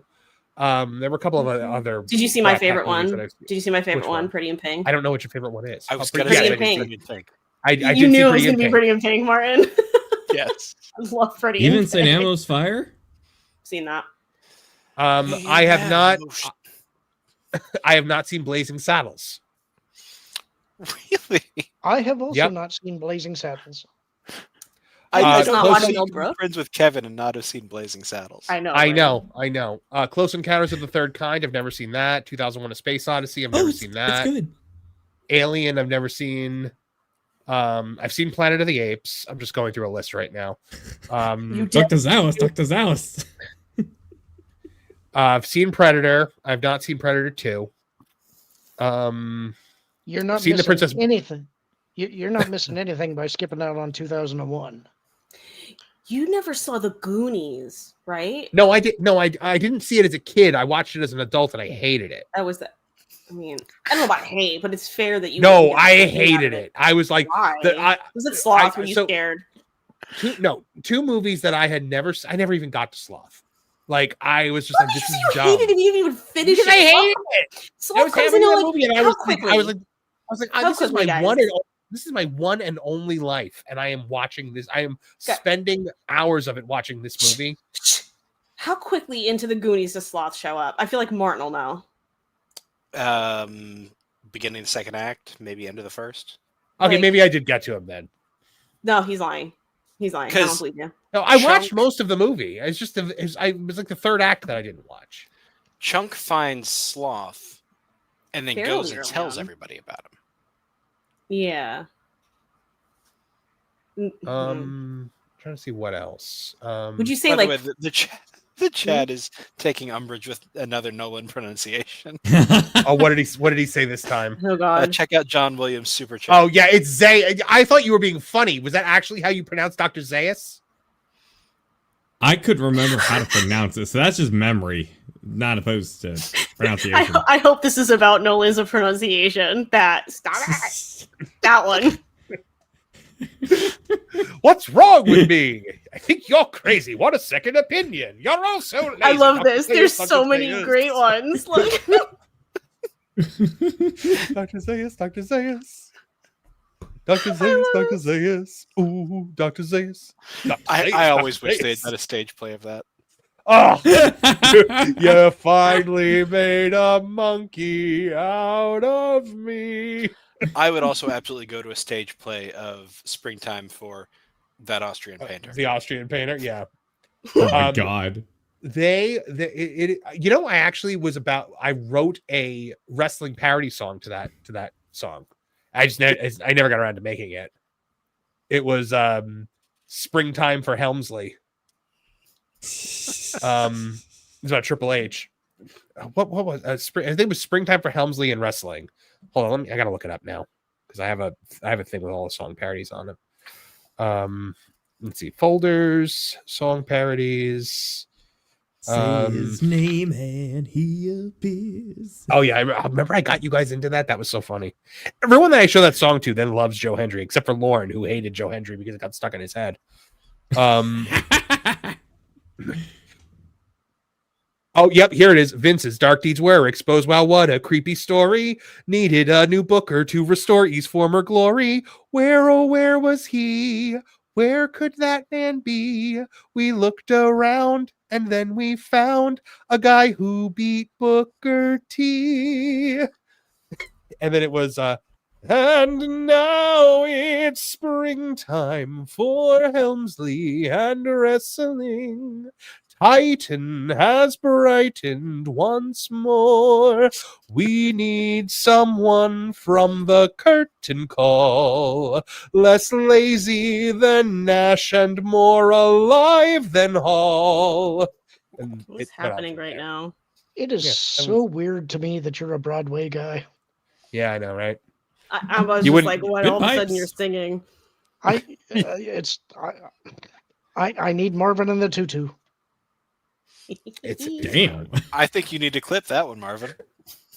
Yeah. Yeah, maybe. That and Lord saying his body was ready that one time.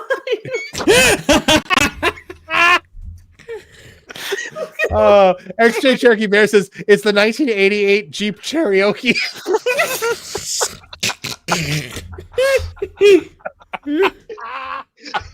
I love our audience so much. Okay, but now this makes me want to get an 88 Jeep Cherokee with the wood panel interior and redo it in cherry. Yes. Yes, that'd be brilliant. Regina Sharp for 5 also says, did you get around to watching Spaceballs yet, Martin? No, I have not. Funny you should ask Regina. Yeah, no. Honestly, I don't think you're missing anything with that one either. I love Spaceballs as a kid, but we tried to rewatch it for the genre guys, and honestly, it's Mel Brooks being lazy. It's all the cheap, obvious stuff, and it doesn't hold up to his better work. What would you rather watch, Spaceballs or Family Guy Blue Harvest? Blue Harvest. Yeah. Okay. Blue Harvest is fantastic. I mean, as weak as the other two get, like we have a couple good jokes here and there. Blue Harvest is fantastic. The Rush Limbaugh Cover me, gag Porkins. Oh, the Rush Limbaugh gag where he's like, next they're going to tell us that Hoth is melting. Lando Calrissian has just been made the administrator over at Cloud City. Bet you know how that happened. Affirmative action. And it was actually Rush Limbaugh doing the voice. That was the best part about it. Absolutely. Because Seth and Rush Limbaugh became friends. Oh, I love that. So all bee booty bees and bacon with big bees for $2 says, don't worry, Marvin. I'm also scared of the gremlins. I'm not scared of the gremlins. I'm amazed anymore. That face Sounds wasn't like put you're on scared of the Gizmo. Gremlins. What were you saying, Trish? I'm amazed that face wasn't put on Gizmo or somebody holding Gizmo. Ideas for you. You're going to have to explain that because Marvin doesn't know who Gizmo is. No, I know who Gizmo is. I actually had a No, T-shirt. you haven't seen the movies. Wait a minute. I still know who Gizmo is. Clearly No, you so don't. it was a T-shirt of Gizmo Duck holding Gizmo, and I What got is it because Gizmo? Gizmo Duck was on it. What is Gizmo then? Gizmo's the Mogwai. He's the little. Oh, you do know the word Mogwai. Okay, so Of you course, got I a know the little word bit into it. Mogwai. How No, far like I know the cultural stuff about the movie. Like it's pop culture. Like what can't you do with a Mogwai? You can't get them wet. You can't feed them after midnight. I know these things. This is like There's him knowing another one. Chili down in Labyrinth. Wait, Whoa, the one who feed him rolls after- his feed him eyes like after- dice. No, there's feed them after midnight, and there's get them wet. I thought those were the two. I think there's 3. But there was 2. Then again, I've also never. See, with me, my incredulity there is. isn't That's what I about remember. isn't about the movie. It's more about specific movies that you in particular haven't seen. if you follow what I'm saying. Like, I mean, I get that a lot. Who cares if you've never seen it? But no, I get that a lot. People are always like, "That's a Marv movie. Like, why haven't you seen that?" Or when I tell people, when people are like, they're like, "Oh, you know," when they find out I'm like a writer and stuff like that, they're like, "I bet you love Dungeons and Dragons." I'm like, no. Like, I'm like violently against them. I hate Dungeons and Dragons with like a fiery passion, and everyone's like, "Oh, it's but nerds." No, it's not that. It's like so. What a lot of people don't know, and I'm not going to go into too much detail because it's obviously real life stuff that a lot of it I'm under an NDA about. I can't talk about. I have made a living in the past writing stories, writing content, like writing like books almost. Well, not almost, yes, writing books. And no, to be fair, they were almost books. So people would be like, "Oh, don't you want to come like design character sheets and map out like these stories?" I'm like, "No, I do that every day. Leave me alone." Like I didn't want to do it, and it would really bug me because I'd be like, "Yeah, I'm working on this thing in a book. I'm really stuck." And this one guy that I knew who was obsessed with D&D, who always wanted me to play it. He'd be like, "Yeah, no, I totally get that. Like, you know, I felt the same way designing my D&D campaign." And I'm like, "Yes, my career is exactly the same thing as it's the thing you do on Thursday nights." Like, well, to be fair, he's got it tougher. He's got to do it on the fly. No, he was mapping it all out. He was the dungeon master. No, you map out the setting, but when you're telling the story, you just got to go off the cuff. You know, that takes real skill. Oh, yes. It's funny when Lauren has it out for someone other than me. I enjoy that a lot. John Williams for $4.99 says, "I sing Motorhead, Jobber Monster. What the hell? This isn't the wrestling channel." Regina Trapp says, "Honestly, Marvin being a theater kid is the only reason I don't give him more guff about the not seen list." Yeah, I had rehearsal. I couldn't. I already explained to you my stance on it. How's your point? I never had to do bell. I had to tap, and they taught me how to fake. They taught me how to fake it. I think that might have been a worse thing to tell Lauren. Marvin tapping. I want the video. Somebody's got video of this. I will pay for it. The puppet with tap shoes on and a little hat. No, that's what I want. I don't care what you want. I want Marvin tapping. No, I don't. Honestly, I think they actually took the taps off the shoes because they just they taught me how to fake it, how to like make it so that like my like I wasn't actually making a sound because I was so bad at it. No, like I was in West Side Story, dude. Like I had to do like that kind of stuff. I used to do all this stuff when I was a teenager. I was thin as a whip too, so. Can we hear some Officer Krumke? I was in that song. So you were a jet? I was a jet, yeah. All the way. Who were you? Were you Riff? No, I was called back for Riff. It was between me and this other guy, and like we were. It was like the callback from hell. Like we were like neck and neck. Like we were doing all the songs and everything like that. And me and this guy, like we were like making daggers at each other. And when both of us didn't get it, we were like, "Wow, I guess the other guy got it." And we came to the first rehearsal, and neither of us got it. They gave it to some Puerto Rican guy.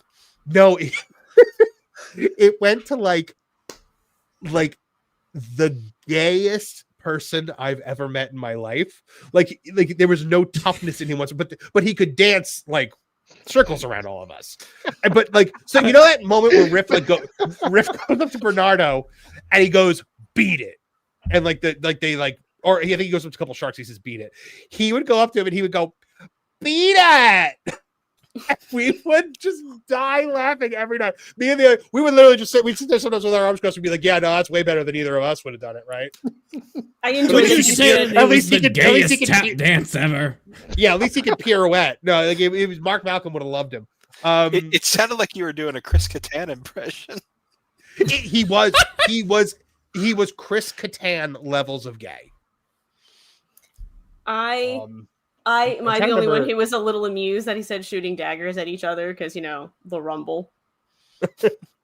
No, we actually we did the fight choreography for the Rumble. Me and a buddy, like they let it because we were the only ones that knew stage combat, so they let us. Once again, they didn't make me riff, even though I knew stage combat. I had to just teach the gayest human being that's ever lived how to fight. You don't know the combat I've seen. Like, oh my gosh, like he would like go to like stab with the knife, and he would like strike a pose, like with his arm out, like pirouetting almost. Like it was, oh my gosh, it was so bad. Do you remember the SNL sketches where Norm Macdonald would play the only guy not singing in a musical? Yes, it was West Side Story too. Yeah, the first one was West Side Story. The next one was Evita. I've always I've directed a few shows, but I always said when I directed a show, I always wanted to cast one person who was the person who's not in the musical.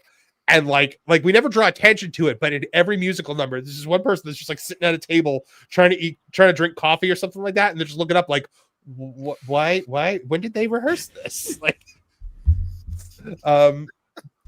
Regina Sharp, member for 7 months, says honestly, Spaceballs is only needed for the references. Yeah, okay, for the references, I think I will have to watch it. John Williams 499 says no bright lights, do not get them wet, and don't feed them after midnight. Oh, bright lights is a thing. I did not know that one. Regina Sharp for 5 says top hat tapping Marvin on the next episode of Headlock Headlines. Speaking of Headlock Headlines, stop it. It's being written. Stop it. Maddie for beat it. Maddie for 499 says, did you guys see Brian Fuller's dream casting for Clarice Starling and Hannibal reboot? It's Zendaya. Yeah, I saw that. I was gonna write an article about it before like the news just went completely ballistic this week. But yes, Brian Fuller wants to do I think who was it that played Hannibal in the show? Was it one of the Mickelsons? Mm-hmm. Mads. Yeah, he wants Mads Mikkelsen to be Hannibal Lecter in a remake of Silence of the Lambs, but he wants Clarice Starling to be played by Zendaya. Wasn't Mads Mikkelsen supposed to be like really good in that show? I only heard good things about him in that show. Yeah, I mean, I wouldn't mind seeing him play Hannibal again, but you know, all be booty bees and bacon with big bees for $2 is right now. I'm fighting with Gizmo. the icon. Hold on, gotta make it bigger. Yeah, it's fighting. With yes, love it. One of my favorites. Honestly, I was expecting him to come back with the face on Phoebe Cates or something like that. And by the way, guys, because I know people every time I mention the fact that I've written books, people always ask, and I always say there was an NDA, it was a ghostwriting situation. I can't tell you what books I wrote, but I am writing a new one, and that one will be under my real name, Marvin Montanaro, and you guys will be able to read that when it comes out. And if you were in the members only chat live stream, which I've since deleted just because I didn't want this out there, but as a special gift to those guys, I read the prologue of the book that I'm writing right now. Ooh. So, yeah, it was. You say gift for, I say threatened with. Yeah. Lloyd is on fire tonight. Oh my goodness. Trying to think of other like fun theater stories. There wasn't a lot. I hated. Like I loved the performance. And I really liked being on stage. I hated everything that went around it because the worst thing about theater is theater people. What, you don't love Rachel Zegler? I have met one of the reasons why I get so annoyed at Rachel Zegler is because I've met 100 Rachel Zeglers. Yeah, like my entire teen years were, you know, meeting and sometimes even dating Rachel Zeglers. Was it a good time? Have you ever heard of the concept of what's called the showmance? Mm-hmm. This casual chat just got a lot more interesting. No, I mean I've dated divas before, like that were up their own butts. Like it's, so. A showmance is when two people who are in a play together strike up a romance.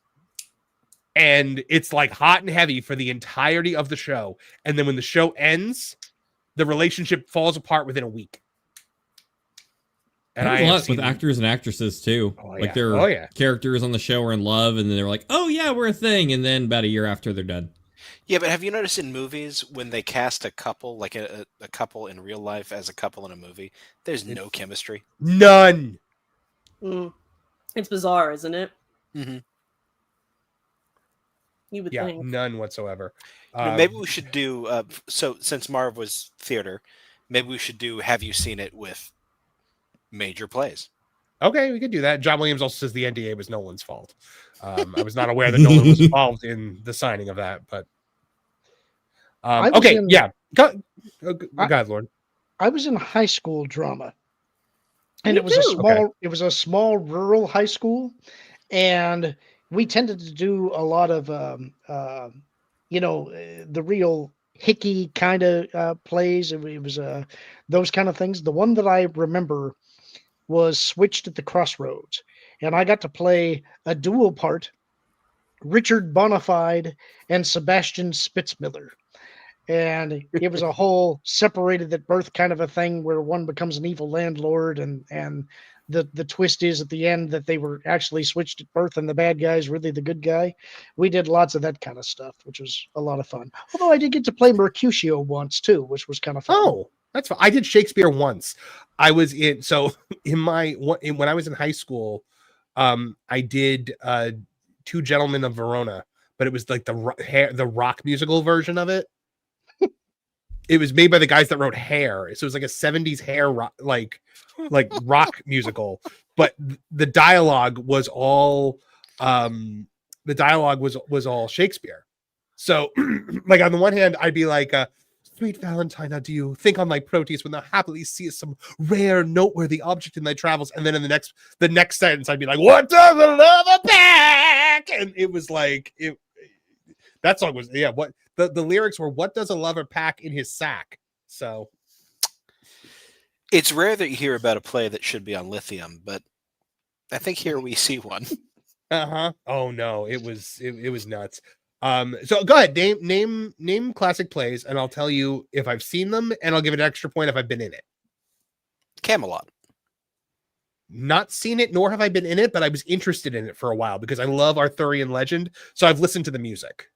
Okay. The Phantom of the Opera. Oh, nobody's done that. That's on Broadway for forever, but yeah, I have seen it. Starlight Express. Hold on, I saw Phantom of the Opera in middle school on Broadway, and that was the show that made me realize that Cats sucked. Because I saw Cats that did that. No, Cats was my first Broadway show. I was a kid. Okay, yeah. And I was like, "Oh my gosh, this is unbelievable." And then I saw Phantom of the Opera, and I was like, "Oh, that wasn't good." Okay, I understand. So yes, Phantom of the Opera is yes. You say Starlight Express? No, I've never seen it. Barefoot in the Park. I have seen it. I believe I did lights for it, actually. I ran the lighting board for that one. The King and I. I have seen it. I have never been in it. Waiting for Godot. No, never seen it. Gal Gadot? Any other ones? I mean, I could give you a list of things that I've done. I had like three. Ron's giving some in the chat.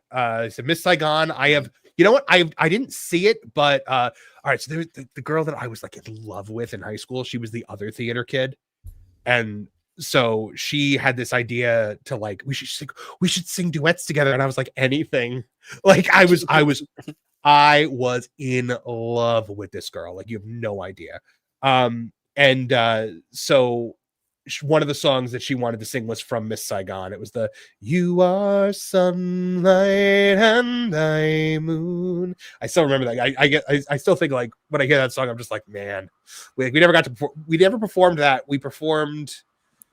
We were in we played opposite each other in Sweet Charity, and we sang a Jekyll and Hyde song at like a fundraiser for the school one time, and everybody was like, whoa, because it was like a really like dark and like super intense song. Like we didn't do like the happy love duet from that one. We did like the really like dark messed up one, and nobody cared. Even though we were in high school, nobody was like checking what kind of like what the content of the song was. So it was like the two of us literally like groping each other on the stage going, "By the touch of your hand, at the sound of your voice, at the moment your eyes meet mine." And like it was just like this, like, yeah, it was. I had fun that night. But go ahead, give me another show. Time. Ron also brought up Sound of Music. Yeah. I have seen Sound of Music. I did lights for it. I was gonna go through the Rodgers and Hammerstein canon. You can, but you probably saw it all. Oh, Ron also said Fiddler on the Roof. I have not only seen Fiddler on the Roof, I directed Fiddler on the Roof. Fiddler's good. Ooh. And Miracle of Miracles was my audition song for a really long time. Oklahoma go through the or Paint Your Wagon? The what? Oklahoma or Paint Your Wagon? Oklahoma, I did. I was in Oklahoma. I was Judd. I played the one good character in the whole, like, the one fun character. Because I didn't have to be in like the farmer and the cowman, or I didn't have to be in Oklahoma, but I got to sing that really cool, like, the floor creaks, the door squeaks. Like I got to sing that really dark, cool song. So I was like, I loved that one. How about Pajama Game? Never saw that one. There's even a movie version of that one. Is there? Yeah. Never saw it. I was in Hello Dolly. Nice. But the Music Man. Music Man I saw but was never in. I saw I had a bunch of friends that were in it. So I went to see it. So I only saw it the one time. The producers I saw Ron say the producers. The producers I've seen. Sean John C in the chat says South Pacific. I was in South Pacific. I was in the ensemble in South Pacific. Have you ever heard Jonas riff on the Japanese production of Music Man? No.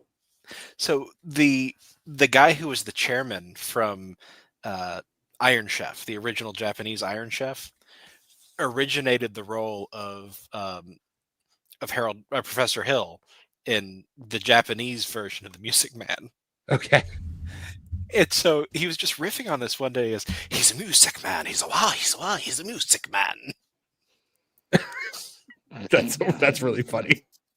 I saw Ron just posted a thing from Hello Dolly where he says it's so nice to have you back where you belong.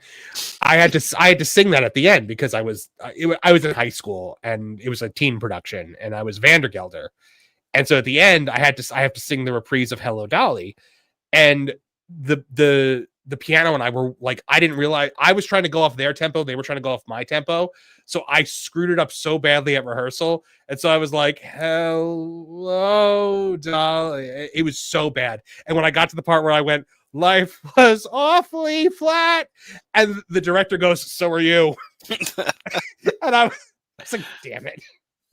That's what was it Simon Cowell? Sometimes like people say things to you and it just sticks with you like for decades. That's one of them. Dang. What a jerk. Yeah. Oh no, he was the worst. Oh my gosh. Let's see. Extra Cherokee Bear for $2 says 100 Rachel Zegler is the next horror film. Regina Sharp for $5 says, have you seen Paint Your Wagon with Lee Marvin and Clint Eastwood? No, I have not. I don't know what that is. Yeah, that was a late entry into the golden age of Hollywood musical. Like when musicals were dying, they did that. I'm trying to see what other people are asking. What about Les Mis? I've seen Les Mis. I saw Les Mis on Broadway. I love Les Me too. Mis. I love Les Mis. Jekyll and Hyde is my favorite show of all time, though. It was my dream role for a long time. Just saw Wicked for like the third time when I was up north. My wife and I went into New York and saw it. So yeah, Jekyll and Hyde, my dad and I saw Jekyll and Hyde on Broadway like 5 times. Like it was just cool because it was like being so close to the city and everything. I've never seen Book of Mormon because I saw somebody ask about that, but I know all the music because that show is hysterical. Avenue Q obviously is one that I love. I don't know if you could tell, but I really like Avenue Q. But yeah, so did anyone else ever do theater other than Lauren in high school? Did you really? Yep. Trish? Yeah. I did. Yeah. Tell me more, Trish, because I never knew this Tell about me you. more. Tell me more. Is that one of the shows you did?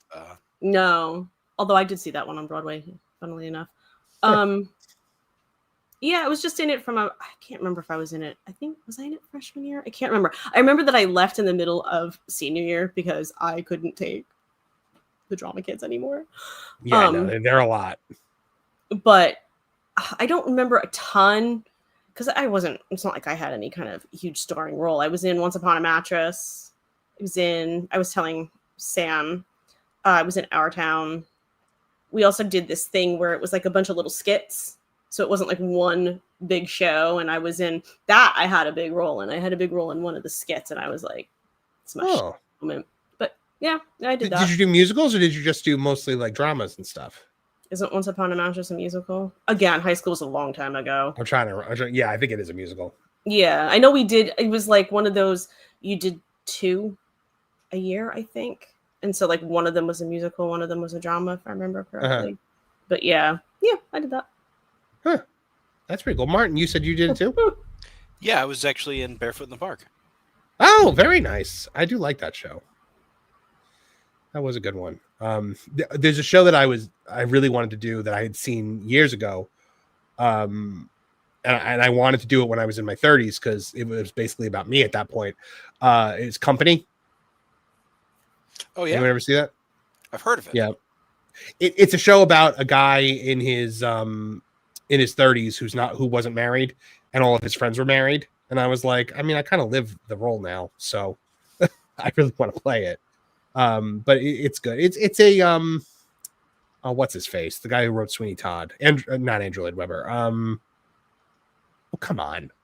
How do I not? He's like my favorite Broadway guy, and how am I? Apparently not. Yeah, I know. Sondheim. Nolan's looking it up. I know it. Yeah, I know. No, I'm just laughing Sondheim. about Andrew Lloyd Webber. It's Sondheim. Isn't that what I just said? Yeah. Oh, did you? Yeah. I didn't hear you. Yeah. I heard you, Martin. Thank you. I didn't hear. I'm sorry. I love Sondheim, but I mean, he's very wordy. Didn't he work on I'm blanking on it. You talked about it earlier. The Sharks and the Jets.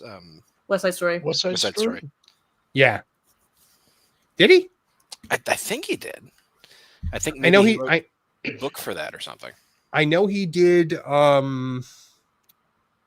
know he Sweeney Todd is his, and I love Sweeney Todd. It's actually like the one Tim Burton movie that I have like no complaints over, other than the fact that he didn't do the Ballad of Sweeney Todd in the beginning, but I got over it quickly. I just looked it up. Sondheim was the lyricist for West Side Story. Oh, okay. And Matt Murray said it literally as you were saying that. Matt Murray brought up Jekyll and Hyde, though. He said the stunt casting toward the end. Yeah, like so Jekyll and Hyde had like a really like rabid fan base, and they called themselves Jeckies instead of Trekkies. Me and Lauren were like, I literally was watching Lauren's face as I said that because I wanted to see his reaction. And David Hasselhoff was the last guy that they cast. And apparently the Jeckies showed up for the final performance and heckled him for the entire thing. Oh, that's mean. And wrote murderer on the big picture of him like outside the theater. Oh my God. Wow. Yeah. We definitely got Marv going in his theater kid. I don't even remember where this stemmed from. I don't remember either. Well, we were talking about movies and then kind of went into, like I said, the reason I wasn't watching a lot of movies as a teenager was because I was, was at rehearsal all the time. Prancing about fake tap dancing? Yes. Prancing? Fake tap dancing, mostly. Teaching people how to stage fight in light loafers. Yeah. I wanted to talk about music on here for a very long time. It didn't show up the way that I expected. Working at a theater camp in high school and getting fired. You've had a very interesting life, Martin. I'm gonna finish that question. When you and another counselor are caught in a room making out while camp's going on, yeah, you tend to get fired. I don't know. It seems like it would send you up in their estimations. Don't, Lauren. I know you're going to make some kind of joke about it, Lauren. It was a female. I'm going to say it right away. All right, you beat me to the punch. See, Lord, Lord, I literally saw what was his name in the thought bubble over Lauren's head, and I was like, I got to beat him to it. Jason Voorhees, he's ganked people for the stuff you were doing at summer camp. He's ganked. Did I bring back ganked? You definitely did. Oh my God. Definitely did. I haven't used it in eons, and I'm like, oh yeah. I love the It feels like a good way around, potentially saying something. Yeah. Plus, it feels especially on YouTube when we have to like police ourselves so much. It was just like, Marvin, the rabbit ganked him. He definitely would have harpoon ganked you or something. Now I really want to watch Roger Rabbit now that I said that line. It's so good. I thought he was going to say Friday the 13th. Well, I mean, I just went through that. I just went through that Jason house at Halloween Horror Nights. My Friday the 13th like need is been satiated. Got ganked, Oh my goodness! We should dress up for the Halloween episode. I've been thinking about it. I think I know what I'm going to dress up as for Pro's Halloween episode. I'm gonna dress up as me. Okay. I was about to say I was Marvin last year. Maybe I should be Trish this year. Get the wig. I love Halloween, but I'm not one of those people who puts on a costume. Yeah, Nolan, please don't show up on my stream dressed as a woman. I wasn't going to. You could show up on my stream dressed as a woman. He's like, that's your payment for entry. Out of my stream. Get into my car. I heard that word. There's a picture of Lauren say, after the show, boys. After the show. Oh, thank you for that, Martin. You can always count on me to hear it. You're welcome. You okay over there? What did he say? Get out of my stream, get into my car. Get out of my stream. Oh my goodness. I need it tonight, guys. I really needed this. You know what? I want to hear from the audience. Like, do you like it better when we like talk about pop culture, like stories, like the entire show, or do you like it better when we just do this? Because this is infinitely more fun. And I like making you guys, part of the conversation, just like as we go along, like John Williams for 199 saying, I'm going as the scariest thing imaginable. Nolan. It's a pretty easy costume to put together. John Williams, it's like a one-sided feud. He nothing. He doesn't do anything. He's just like living his best life. And then there's John Williams is just like, Nolan. I feel like John Williams is kind of. I feel like John Williams is almost with Nolan like he knows what he did. You know what you did. No one else knows. Yeah. Get out of my dreams. Oh wow! Everyone is saying 100%. This is what they want out of the show. Nice. Good. We've been talking about it for weeks. We've been talking about. I mean, we always need like one main topic. I mean, because like just being like a thumbnail of just like watch 5 or 6 people talk around and about random stuff. We need it for the thumbnail. Come on. Pretty much. Like you can put me on the thumbnail. Well, and the algorithm and something to bounce off of. Mm-hmm. Those are more. Yeah, like we got into this by kind of like going through those stories that we went through. So I think this is kind of the way to do it. Definitely in my head, Martin. says I'm Glom Gold. Nolan is McDuck. Glom Gold, Glom Gold, Glom Gold, Glom Gold. I defeated Scrooge McDuck. We were on the same team. Beat me to making the quote. Oh wow, Matt Murray says your riffs are what got me hooked. The first time you rolled out Black Professor Quirrell had me. You know what? I need to figure out what episode that was. We got to figure out what episode Black Voldemort was because I got to clip that and put it out as its own like video because that is still I think the funniest. That's still the funniest thing. Don't laugh at it too hard. Kevin's not here. I still think that the gang tries to explain Highlander to Lorne. I thought that was really funny. I put it out as its own video, and it's like the worst performing video I've ever had. Well, my wife was at least 2 of those watches. That just goes to prove Highlander is not nearly as popular as people think it is. Great artists are only appreciated well after their time. It already is well after Highlander. Way after their time.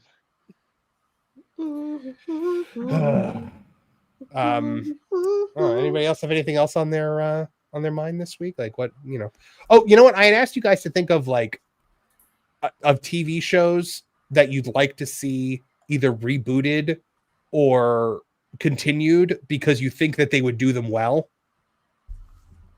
I mean, today. I do have. I got a couple. What do you got? Yeah, what do you got, Trish? You just want me to rattle off all 5, or is this like give me one, and then we'll go to Martin.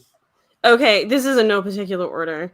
I think that you could do like silly drama things, like soapy drama things, a little bit easier and have it work out. So I have kind of 2 on there, but the first one I put was The OC, because I feel like the premise of that show is you could do it now. A bunch of rich kids in their drama in The OC. It's easy. Yeah, I could see that. Hard to mess that one up, I feel like. Martin, what do you got? There was a show that was on Fox for like 4 episodes called Profit that was about like corporate espionage and things like that. It was pre-Mad Men, pre-American House of Cards. I think Adrian Pasdar was the main character. It got yanked because it was so dark, but I found it on DVD. I think it would do well now. It would be like Succession, except, not about like heirs and stuff like that, but just that kind of corporate intrigue. That stuff is still being done well right now. That's cool. By the way, Maravita, I do see you. Just so you know. I see everyone. Whenever I see Maravita's name, my mind goes, Maravita. Yes. Maravita. One of the ones that I thought of, Lois and Clark, with the same cast that are still alive. You just wish that show wasn't canceled. No, I think you could bring it back now and do like an old Superman with Dean Cain being an older Superman. Like, I thought you were talking about the Tyler Hoechlin one.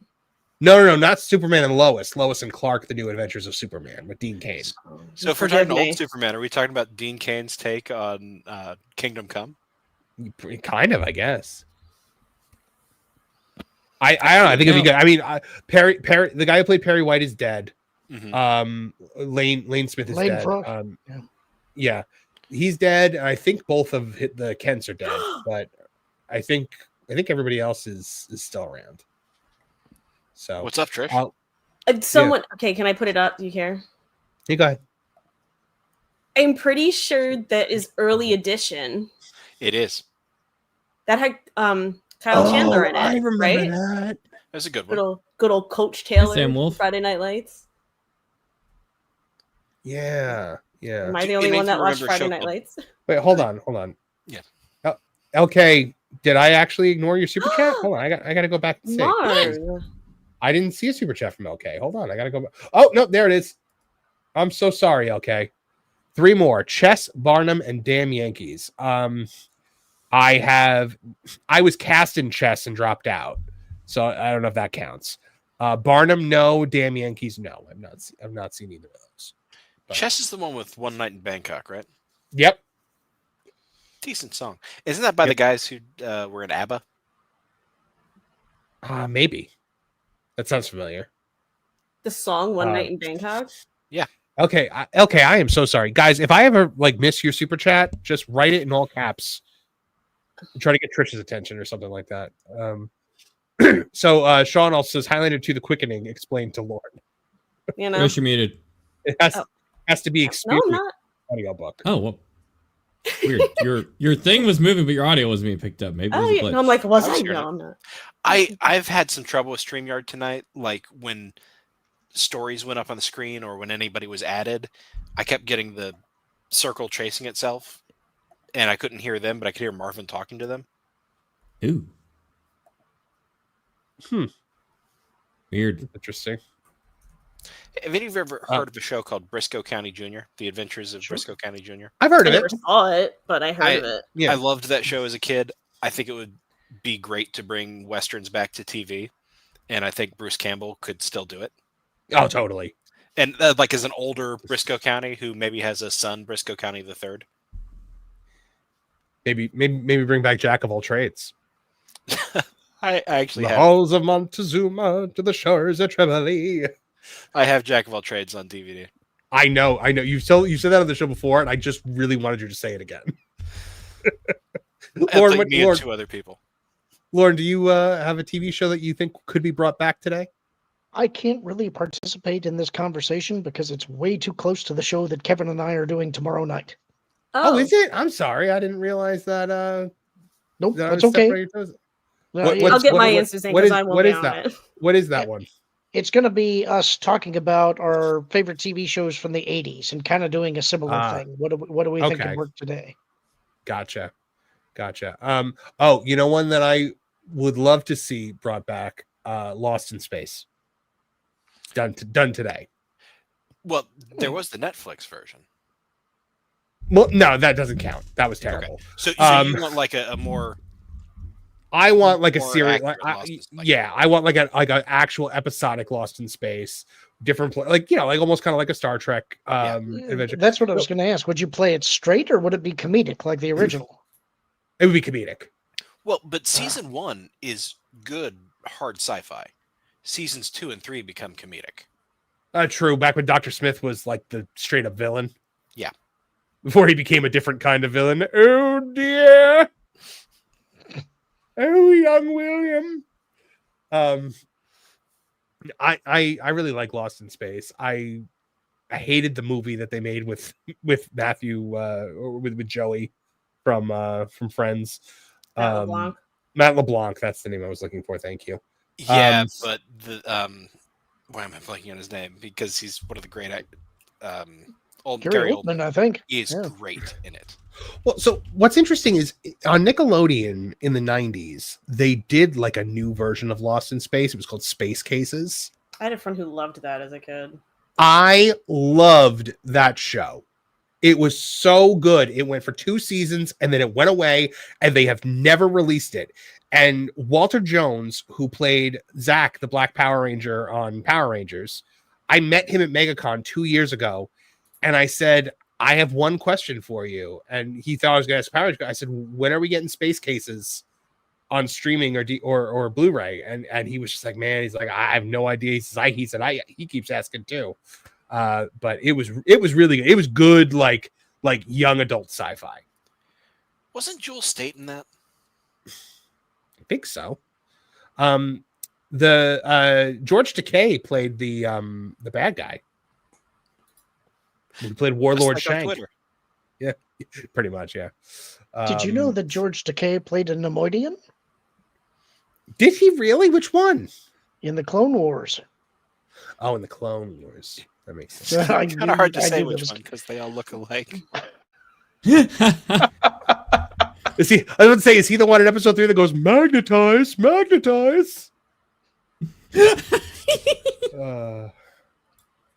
Regina Sharp for $5 says they need to do a redo Yancey Derringer. Do you think they could do Remington Steele today without turning it into like a girl power thing? Not without turning it into a girl power thing. Yeah, so. Yeah. That's the thing, because like when thinking about this list, I was like, I was thinking to myself, like, what are we like? There are some things I'd love to see again, but I don't trust modern Hollywood to do again. Like Buffy is on that list. Lot. Yeah, like Buffy and Xena are on that list of like, I would love to see them again, even though Buffy's happening, but I don't trust modern Hollywood to do it correctly. I also thought like Greatest American Hero. Oh, yeah, I could see that. Because that's kind of low stakes enough that Hollywood could do that one again. Did any of you watch Brimstone? Brimstone was a really interesting show about this this police detective whose wife is brutally assaulted. And months later, he finds the guy and ends him. And then without seeking forgiveness, he then himself passes away. But like 13 years later, there's a breakout from hell and all these demons come back to the earth and the devil sends him back to the earth because he's a detective to hunt them down and return them to hell. That's awesome. This sounds like my kind of show. Who was in it? Let's see. Do you remember the guy who played Lionel Luthor in Smallville? Yeah, absolutely. He plays the devil. John Glover, I think. Too. Yeah, John Glover. Yeah. John Glover. Yeah, it was a good show. Who played the detective? I can't remember. I'm looking it up right now. How long ago was this? This was like 98, 99. And what's it called? Brimstone. Peter sounds Brimstone, like something detective. Who was it? Peter Horton. Don't know that name. This sounds like it would have been something right up my alley. Was it a star? Was it on Stars? No, it was on No, Fox. that's a movie. That's a movie. That's a movie called Brimstone. Mm-hmm. There's a movie with Dakota Fanning or something like that. Title sequence, Brimstone. Yeah, there it is. Supernatural drama Brimstone from 1998, starring Peter Horton and John Glover. Boy, that picture of John Glover as the devil is that's something else. Oh man, I love John Glover. I love Smallville, and I love the Lex Luthor Lionel Luthor dynamic, and it's all because of John Glover and Michael Rosenbaum and how they played off of each other. Like I always loved how it was just like, son, like, what can I do to help? F you, Dad. Like I always loved that. Maravita for $4.99 also, by the way, says, "Oh, quick update. Unfortunately, my friend's dad got an infection and he passed away Sunday. Oh, I'm so sorry. My friend asked me to thank everyone for the prayers. Yeah, no, sorry, man. More prayers to your friend's family in our thoughts and prayers. Thank you, absolutely, for letting us know for the update. What were we just saying? We were talking about Brimstone, and then we were talking about the Lionel Luthor, Lex Luthor dynamic. Yes. But I always kind of read that as Lionel had been absolutely emotionally manipulative. Of course. And so when he starts playing the good dad, Lex is not able to handle that. Mm-hmm. My favorite, though, is when Lex clones his dead brother. And the brother wants to go to Lionel, and he's like, well, if you go to Dad, he's going to kill you. Like, he will kill you. And when he goes to Lionel is like, come here, son. And Lex, like, has a meltdown over it. Yep. Oh, I love it. That was Julian, I think was the name of the brother. Because remember, like, that one part where he's just yelling, Julian! Something like that. And what about the con artist that Lex brings in as the missing brother? Yes. That was a good one. A good storyline, too. And like, at what point, though, did Lex, like, the switch flip for Lex to be full supervillain? Because I remember, like, in one part, maybe Lexmas, yeah. Because, like, shortly after that is the one where, like, the Justice League episode where he, like, puts the Flash in that contraption where if he stops running, he'll die. Which is, like, the most James Bond thing that's ever happened. Let's see. Ryan Damon for $5 says, Peter David created space cases with the actual Will Robinson, Bill Mummy. I did not know that. That's pretty cool. That makes sense. Wait. Bill Mummy was Will Robinson? Yes. Yeah. Bill Mummy is also Lanier on Babylon 5. Yep. Yes. I did not realize that was Will Robinson. He's the kid that wishes people into the cornfield from... Was that Outer Limits or was that something else? My brain is blown right now. That's really cool. I think he also didn't he appear in an episode of Star Trek as well? Yeah, he did. Who didn't? Well, it's funny on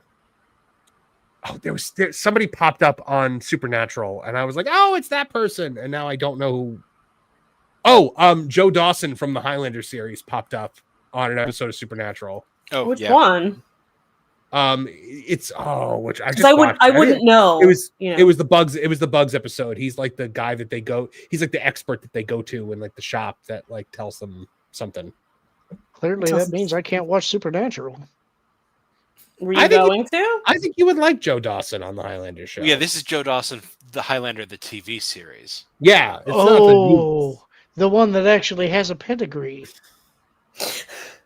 I'm telling you, man, it's night and day, the TV series. I think Duncan is a more likable character than Connor. Every episode kind of follows that formula of like, here's some immortal, we get a flashback to see his history with them, and then they fight. And I like the side characters too. They were good. It's very evident to me that you all watch different shows from me. What shows did you watch? Like, what were your big shows? Because you're all, well, like when? Now? Late? Before? Like, what are you talking about? 90s. I mean, I watched a lot of sitcoms. Yeah. Mainly. You know, like, Which you guys are ones? naming dramas that I didn't watch. Square Pegs. That's 80s. Square Peg, Square Peg, Square. I own that somewhere. It's somewhere. Because My So-Called Life, obviously. My So-Called Life. It's actually like right behind me. Yeah. My So-Called Life. I don't know. My brain's blanking, but I know it's like not Brimstone or Space Cases. I watched Nick. Oh my god, I remember that. I watched Nickelodeon when I was like, single digit to like, you know, early double digits. So it was like, Are You Afraid of the Dark was like my jam. I couldn't do Are You Afraid of the Dark? Love Are You Afraid of the Dark? Actually, right? I couldn't do it. These little like orange bits right here. That's Are You Afraid of the Dark? Nope, couldn't do it. Every time I Love tried to do it, it was no matter how softball the episode was, I got nightmares from trying to watch that show. Zebo, like Zebo's classic. There was one where it was like, if you make a prank phone call, like the phone police come and like take you away. Ugh. And like even just talking about it right now, I just got a chill up my spine. Like this childhood fear that's still buried in my. So unbelievably unfrightening to me. I know, right? But for Police some come and reason, the take you way they away. did it. Oh, The one where the kid got stuck in the pinball machine or video game, whatever it was. Yeah. Watcher's Woods was the thing that I was like, I can never watch this show again. Ever. See, it's weird. I don't know them by title, except for Laughing in the Dark because that's Zebo. It was the one where when they went in the woods and like there were these witches in the woods that like would like trap children in the woods, but like the Watcher's Woods would move. So in like one time it would be like in the woods in this one state, and then it would be somewhere else. And then they were saying the power of one, the power of two, the power of many. No, not that, not those witches. You watched that, didn't you? I did. I watched. Yeah, Trish, I bet you watched that too. Charmed. I didn't actually watch Charmed. Oh, no, I was talking about. I have a friend who's really into that show. I actually met one of the actresses from it. She was really nice. Ooh. It was the one that was one of them, and I can't remember, but I can find out at a later time. I can see it was a memorable meeting. It was Brian Dame. Okay, I got to meet the same meeting. I got to meet the armorer from the Mandalorian. My thoughts were a bit distracted. Salute How your did you tell? shorts. Salute your shorts. Yes, he just brought up Zeke the plumber from Salute Your Shorts. That was my jam. I love. Terrified. This day. That's that episode. That episode terrified me as a child. God, I love that show. Martin and I were just talking about it. It was legitimately terrifying. Yeah, the way they made him look. I love it. I love that show. It only had like 20 episodes. Feels like really 2 seasons. I knew you were going to bring that up, so I didn't. Seriously, it's one of those shows that felt like it had like 97 episodes, but no. You know what show did have a ton of episodes? Hey Dude. It did. It had like 5 seasons or something, didn't it? Yeah. And Salute Your Shorts had what, 2? Yeah, it had 2. And I think that if I remember correctly, and I don't know why everybody does this, including you just now, Salute Your Shorts and Hey Dude. It's like Kevin's like, I liked Hey Dude better. And I'm like, oh, Salute Your Shorts. But I feel like there's like a line there that you like both, but you're either like prefer Hey Dude or you prefer Salute Your Shorts. Oh, everybody watched both. I mean, yeah. What's the matter, Nolan? If I can chime in a second here to call back to this, it was Holly Marie Combs. That was the one we met. She was in Pretty Little Liars. I love me some crazy teen dramas. For people who don't know, insane teen dramas, I love them. And Pretty Little Liars is absolutely bug nuts. And she played Arya's mom on that. So. What about Vampire Diaries? Okay, can I tell you? I was just talking about this. So many people have asked me if I've watched it, which makes sense because like Supernatural and everything. I have not seen Vampire Diaries, but the amount of people that either tell me to watch it or who I've heard be like, that's my favorite show, it kind of makes me want to watch it. My wife has tried to watch it a couple of times. She can't do it. I watched it a little bit with it. She likes the first season well enough, but it starts to get very like Dark Shadows teen drama or like supernatural soap opera kind of stuff. Okay. Which actually she's into. But the thing that made her stop watching it was somebody gets stabbed and they keep referring to it as that person got daggered. What? Because they couldn't say stabbed, I bet. Maybe there's this whole mystery about getting some particular dagger, and they keep using daggered, the verb. And it just like... Daggered? Yeah. She just couldn't take that. Yeah, no, I can see why that would grate on her. But yeah, no, I've never seen it. I don't know. If anyone in the chat has seen it who thinks I should, let me know. See how many people tell me I'm onto something with wanting to watch this. I did notice in the first few episodes, they run a fog machine constantly for like one of the characters. And then I think it just must have got too expensive or too hard to shoot in fog all the time. So they just drop it. It's just like, we don't need fog. It's fine. Yeah. You guys know what's here. Speaking of dropping, Maravita just dropped a bomb super chat, and she wants you to read it before she goes to bed. Oh, hold on. Let me see. Maravita. Maravita for $4.99. Last super for the night. Adulting sucks. Marvin, watch The Freaking Labyrinth. I will try. Is that a different movie than The Labyrinth? The Freaking Labyrinth.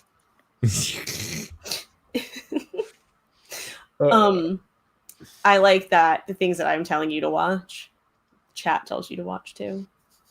I enjoy that. Because they're all sucking up to you. No, they're not.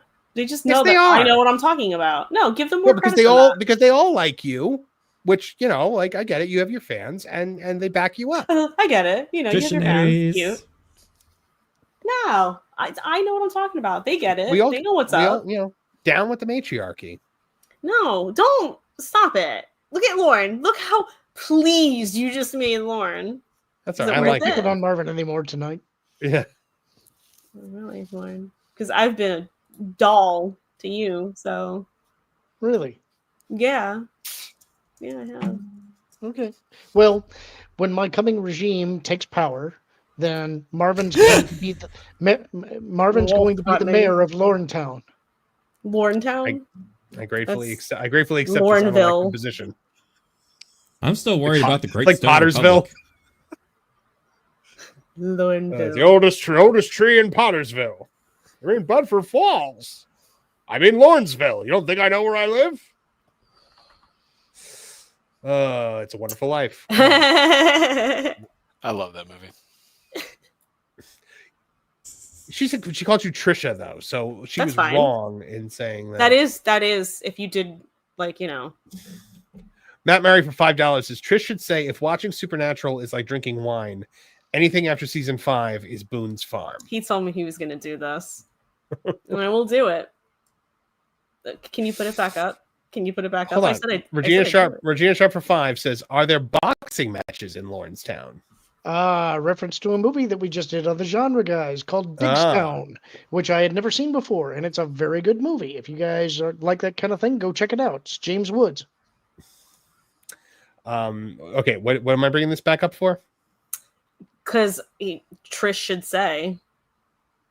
Oh, it was requested that I read it. Oh, I'm sorry. So you have one person who's with you and giving me a hard time, and it is Matt Murray. Okay. If watching Supernatural is like drinking wine, anything after season 5 is Boone's Farm. Can you do it again, like faster and more intense? Faster and more intense. Thank you, Lauren. You knew exactly where I was going with that. No, that's as good as that's gonna get. I'm just saying I didn't believe. You didn't take me there. I'm sorry I didn't dazzle you, but that's. I was very aware that I was watching a performance. I also did the Air Bunnies because you wasn't getting away that easy. And by the way, I know you didn't get the joke, Trish. So faster and more intense is apparently the note that George Lucas gives every actor because he doesn't know what he's doing when he coaches actors. I like how you make a Star Wars reference to me. I was just trying to make Lauren laugh. Oh, okay. What can I say? That joke passed over you to go to Lauren. It just had to go through you first. He already gave you a position in Bourneville. You don't need to suck up to him anymore. Hey, I'm just saying. Be my tax collector. It's the brotocracy. Yeah. Yes. No. I just said, Trish. I just offered you a. I just offered you a position. It's a dude. It's a dude-mocracy. You can be my tax collector. I won't be your tax collector. Why would I want to be your tax collector? Why would you make me your tax collector? Because people would actually be happy to give taxes.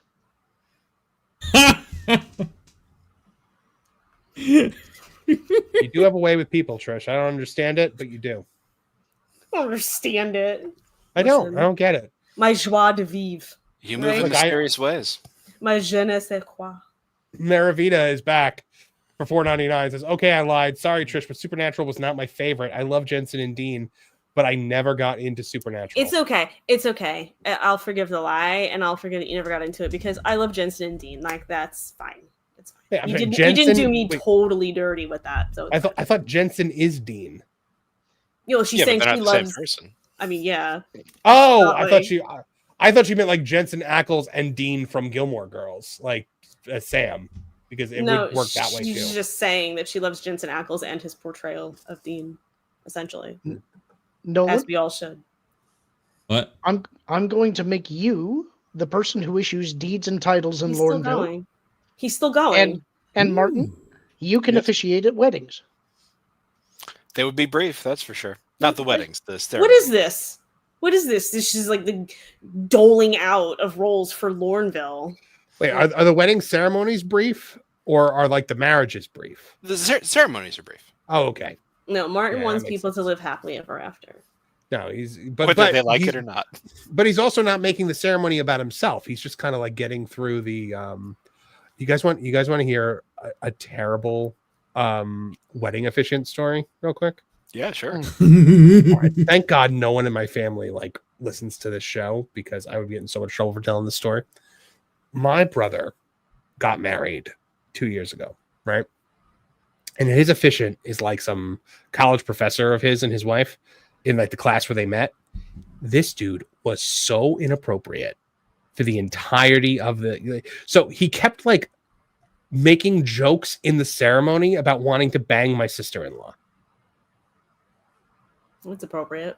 Yeah, so he's talking about he's talking about like so my other brother and I like we're standing up there, you know, as groomsmen, and we're listening to the guy talk, and he goes, yeah, and then you know, the bride, I'm not gonna say my sister-in-law's name, he goes, the bride, you know, came in the class and she sat down and she flashed me this big smile, and but then I saw the janitor came in and she flashed him that same smile, so then I thought, oh, I don't really have a shot. And we were all like, what? And then at the end, when he goes, you may kiss the bride, and they kissed and everyone applauded, he goes, now I may kiss the bride, and like lunged at her like fakely. And I just heard I heard my other sister-in-law I could hear her from across like the outdoor venue go, like it's really bad. It sounds like Mel Brooks officiating a ceremony in one of his own movies. It really was, because I was like, is he drunk? Like, what is happening right now? So I just got asked by a good friend of mine who officiated my wedding to officiate her wedding. And so now, you know, I have to figure out how to make it all about myself. That's what you do, right? Yeah, I have to, right? I have to, at least in the beginning. Michael Scott, like Michael Scott doing The Princess Bride, like that was in This Is Us, if I remember correctly. I think it was when I stopped watching by then. But Kevin is like doing a speech, and he just goes marriage, and it just falls flat. Yeah, and I was like, I get it. No, I think you should do it without the accent, but just deliver the lines. That blessed arrangement, that dream, within a dream. But don't do it with the marriage. Yes, that'd be really funny, wouldn't it? See how many people pick up on it. Mm-hmm.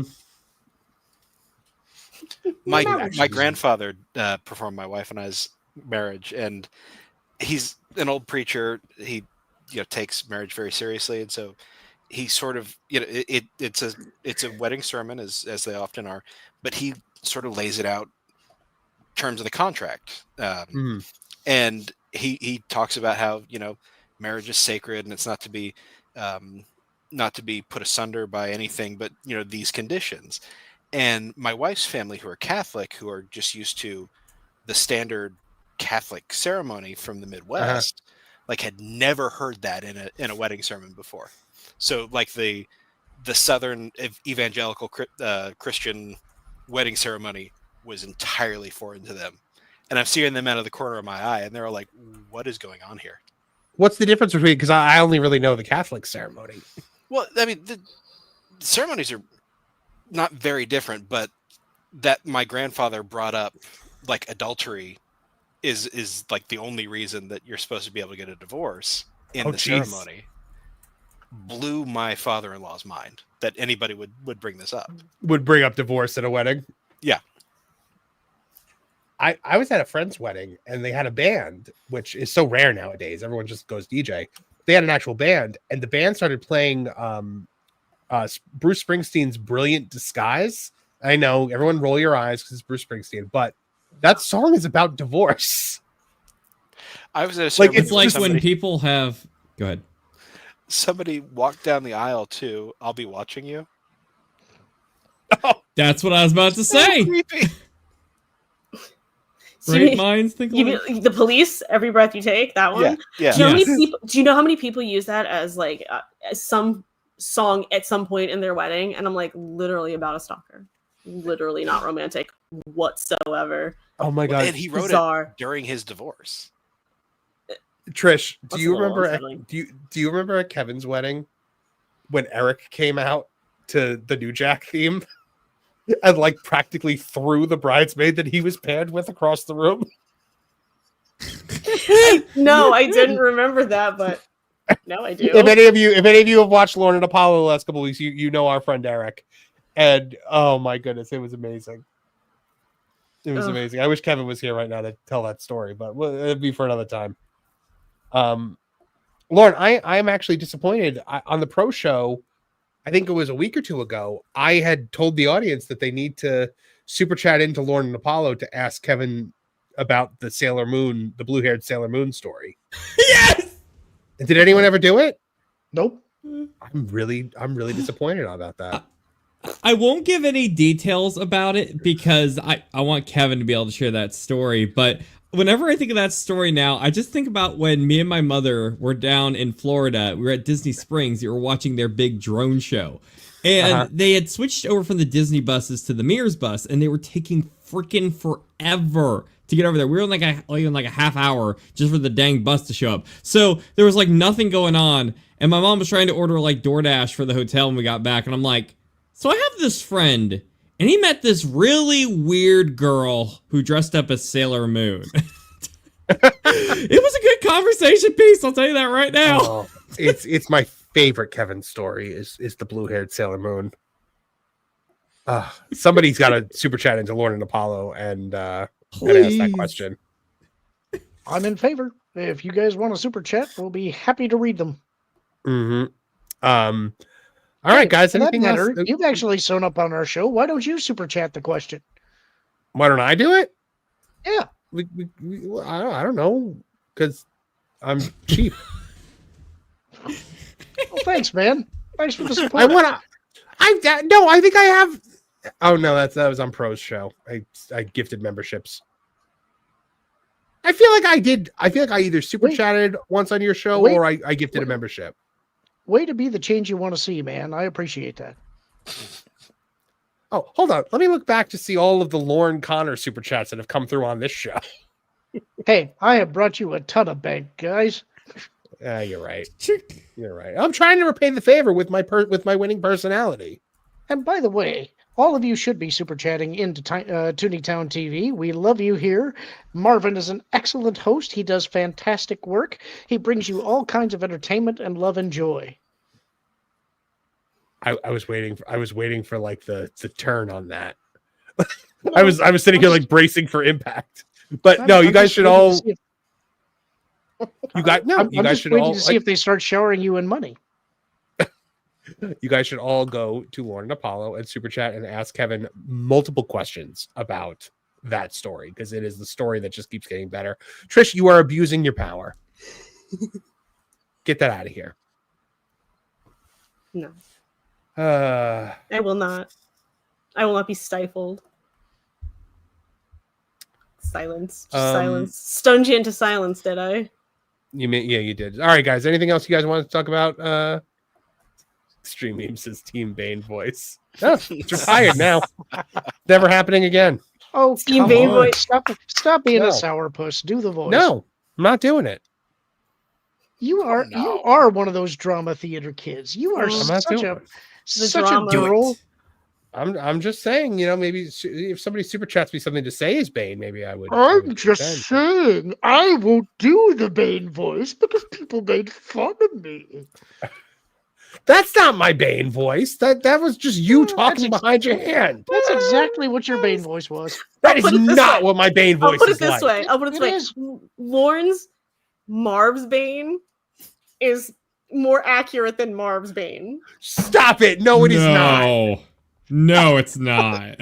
Not even close. I guess you got to prove it, big man. Oh man, see, you better watch out because Lauren and I, if we team up, it's over. Yeah, no, I don't like this thing when you guys team up. I like it better when I keep you at odds with each other. No. See what he's doing, Lauren? Can't let him. Nope. All right. Anybody else got anything they wanted to talk about this week? No, I'm just glad we were able to do this. I am too. I feel uplifted. I had fun tonight. I wish Kev could have been here, but it was good. You think darkness is your ally. You merely adopted the dark. Talking. I was born in it, molded by it. I didn't see the light until I was already a man. By then, it was nothing to me but blinding. To me, it all seems like this is what you sound like. Yeah. All right. Regina Sharp for $5 is Bane voice. All right. Supernatural is the best series ever, and I will watch it and love it. There. You happy? Woohoo! Yeah, I am. I'm actually changing my voice when I do it. Trisha's woohoo was funny. I want that clipped. Woo! All right. Nolan Thunder. Nolan Thunder, what do you got going on this week?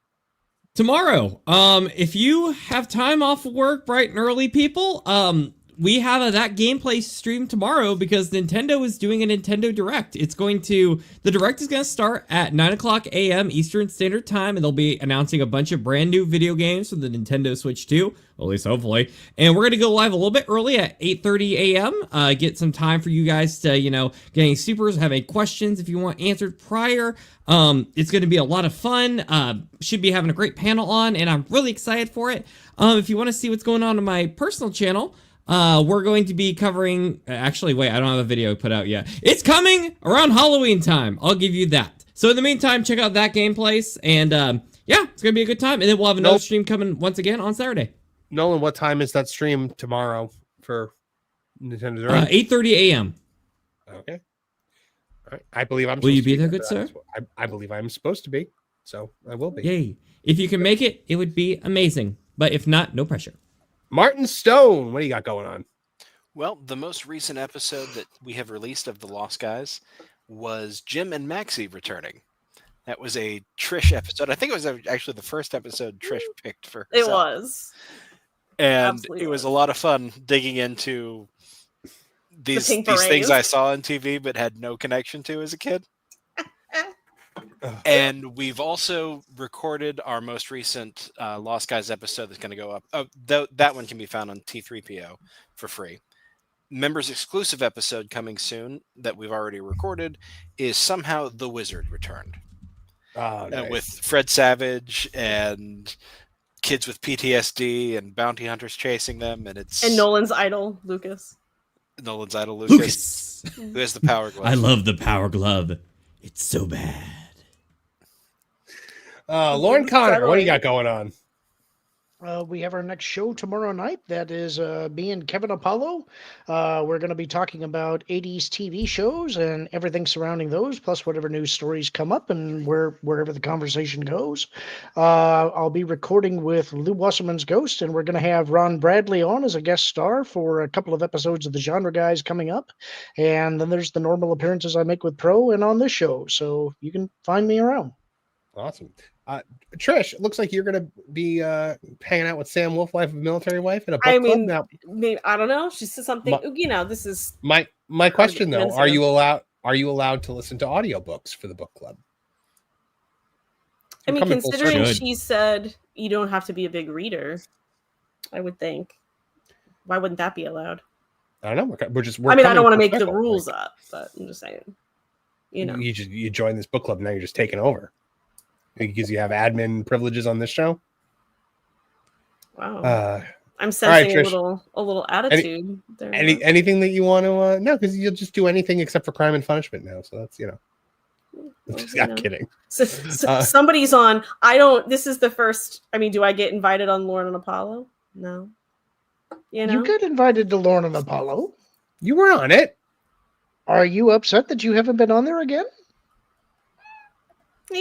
Other people have been on there multiple times. Do you have 80s? It'd be nice to be considered. All right. I'm sorry. I wasn't trying to deliberately exclude you. I just,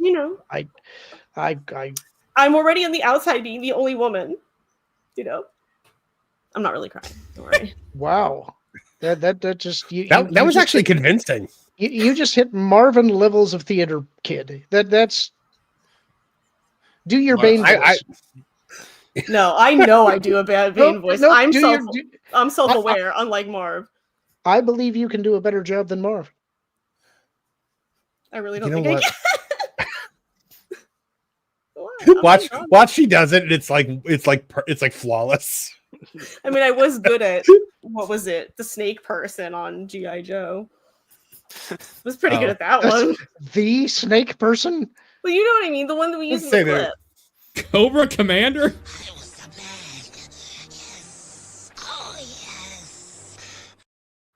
That one?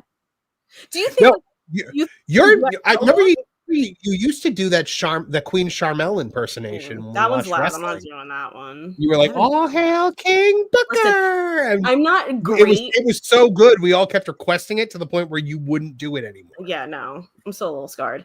I'm not great at impressions, but if I hit on one, I hit on one. Do you know what I mean? It's very I get it. Quality over quantity, I think. Trust me, I get it. Thank God I have that Joker impression in my back pocket to make That's up for the shame. That's just the shame that I feel. All right. Well, guys, make sure you're checking out the videos we're releasing here on the channel now, each and every week. Please like, share, and subscribe those videos. Leave a comment so that we can, get the algorithm functioning again. And Monday, I'm going to try to do another members only live stream with you guys. So keep a watch out for that. All right, guys, thanks for joining us. Let me just make sure that we're caught up on super chats. Yep, we are caught up on super chats as far as I am going to prep articles for tomorrow morning and then watch some Supernatural. So maybe Babylon 5, maybe. And so from all of us here at the Tooney Town channels, I'm Marvin Movie Monster. Knock it out here. Thank you everyone for tonight. This has been such an amazing week. Thank you, Lord. Thank you to the amazing cast. Thank you, Casey. This was so wonderful. Have a great night. Thank you. Now, Perry the Platypus, feel the wrath of my thank you-inator. Thank you, you piece of trash. Thank you. Thank you. Thank you! Oh, I suppose you want me to say thank you. But you know what? Saying thank you is like jobbing. Thank you! I got a little message. Thank you. Ooh, yeah. Oh, thank you! Oh, thank you! Thank you! Thank you! Thank you! Thank you! Thanks? For what? Hi-ho from all of us here at Tooney Town. Thank you. And viewers like you. Thank you.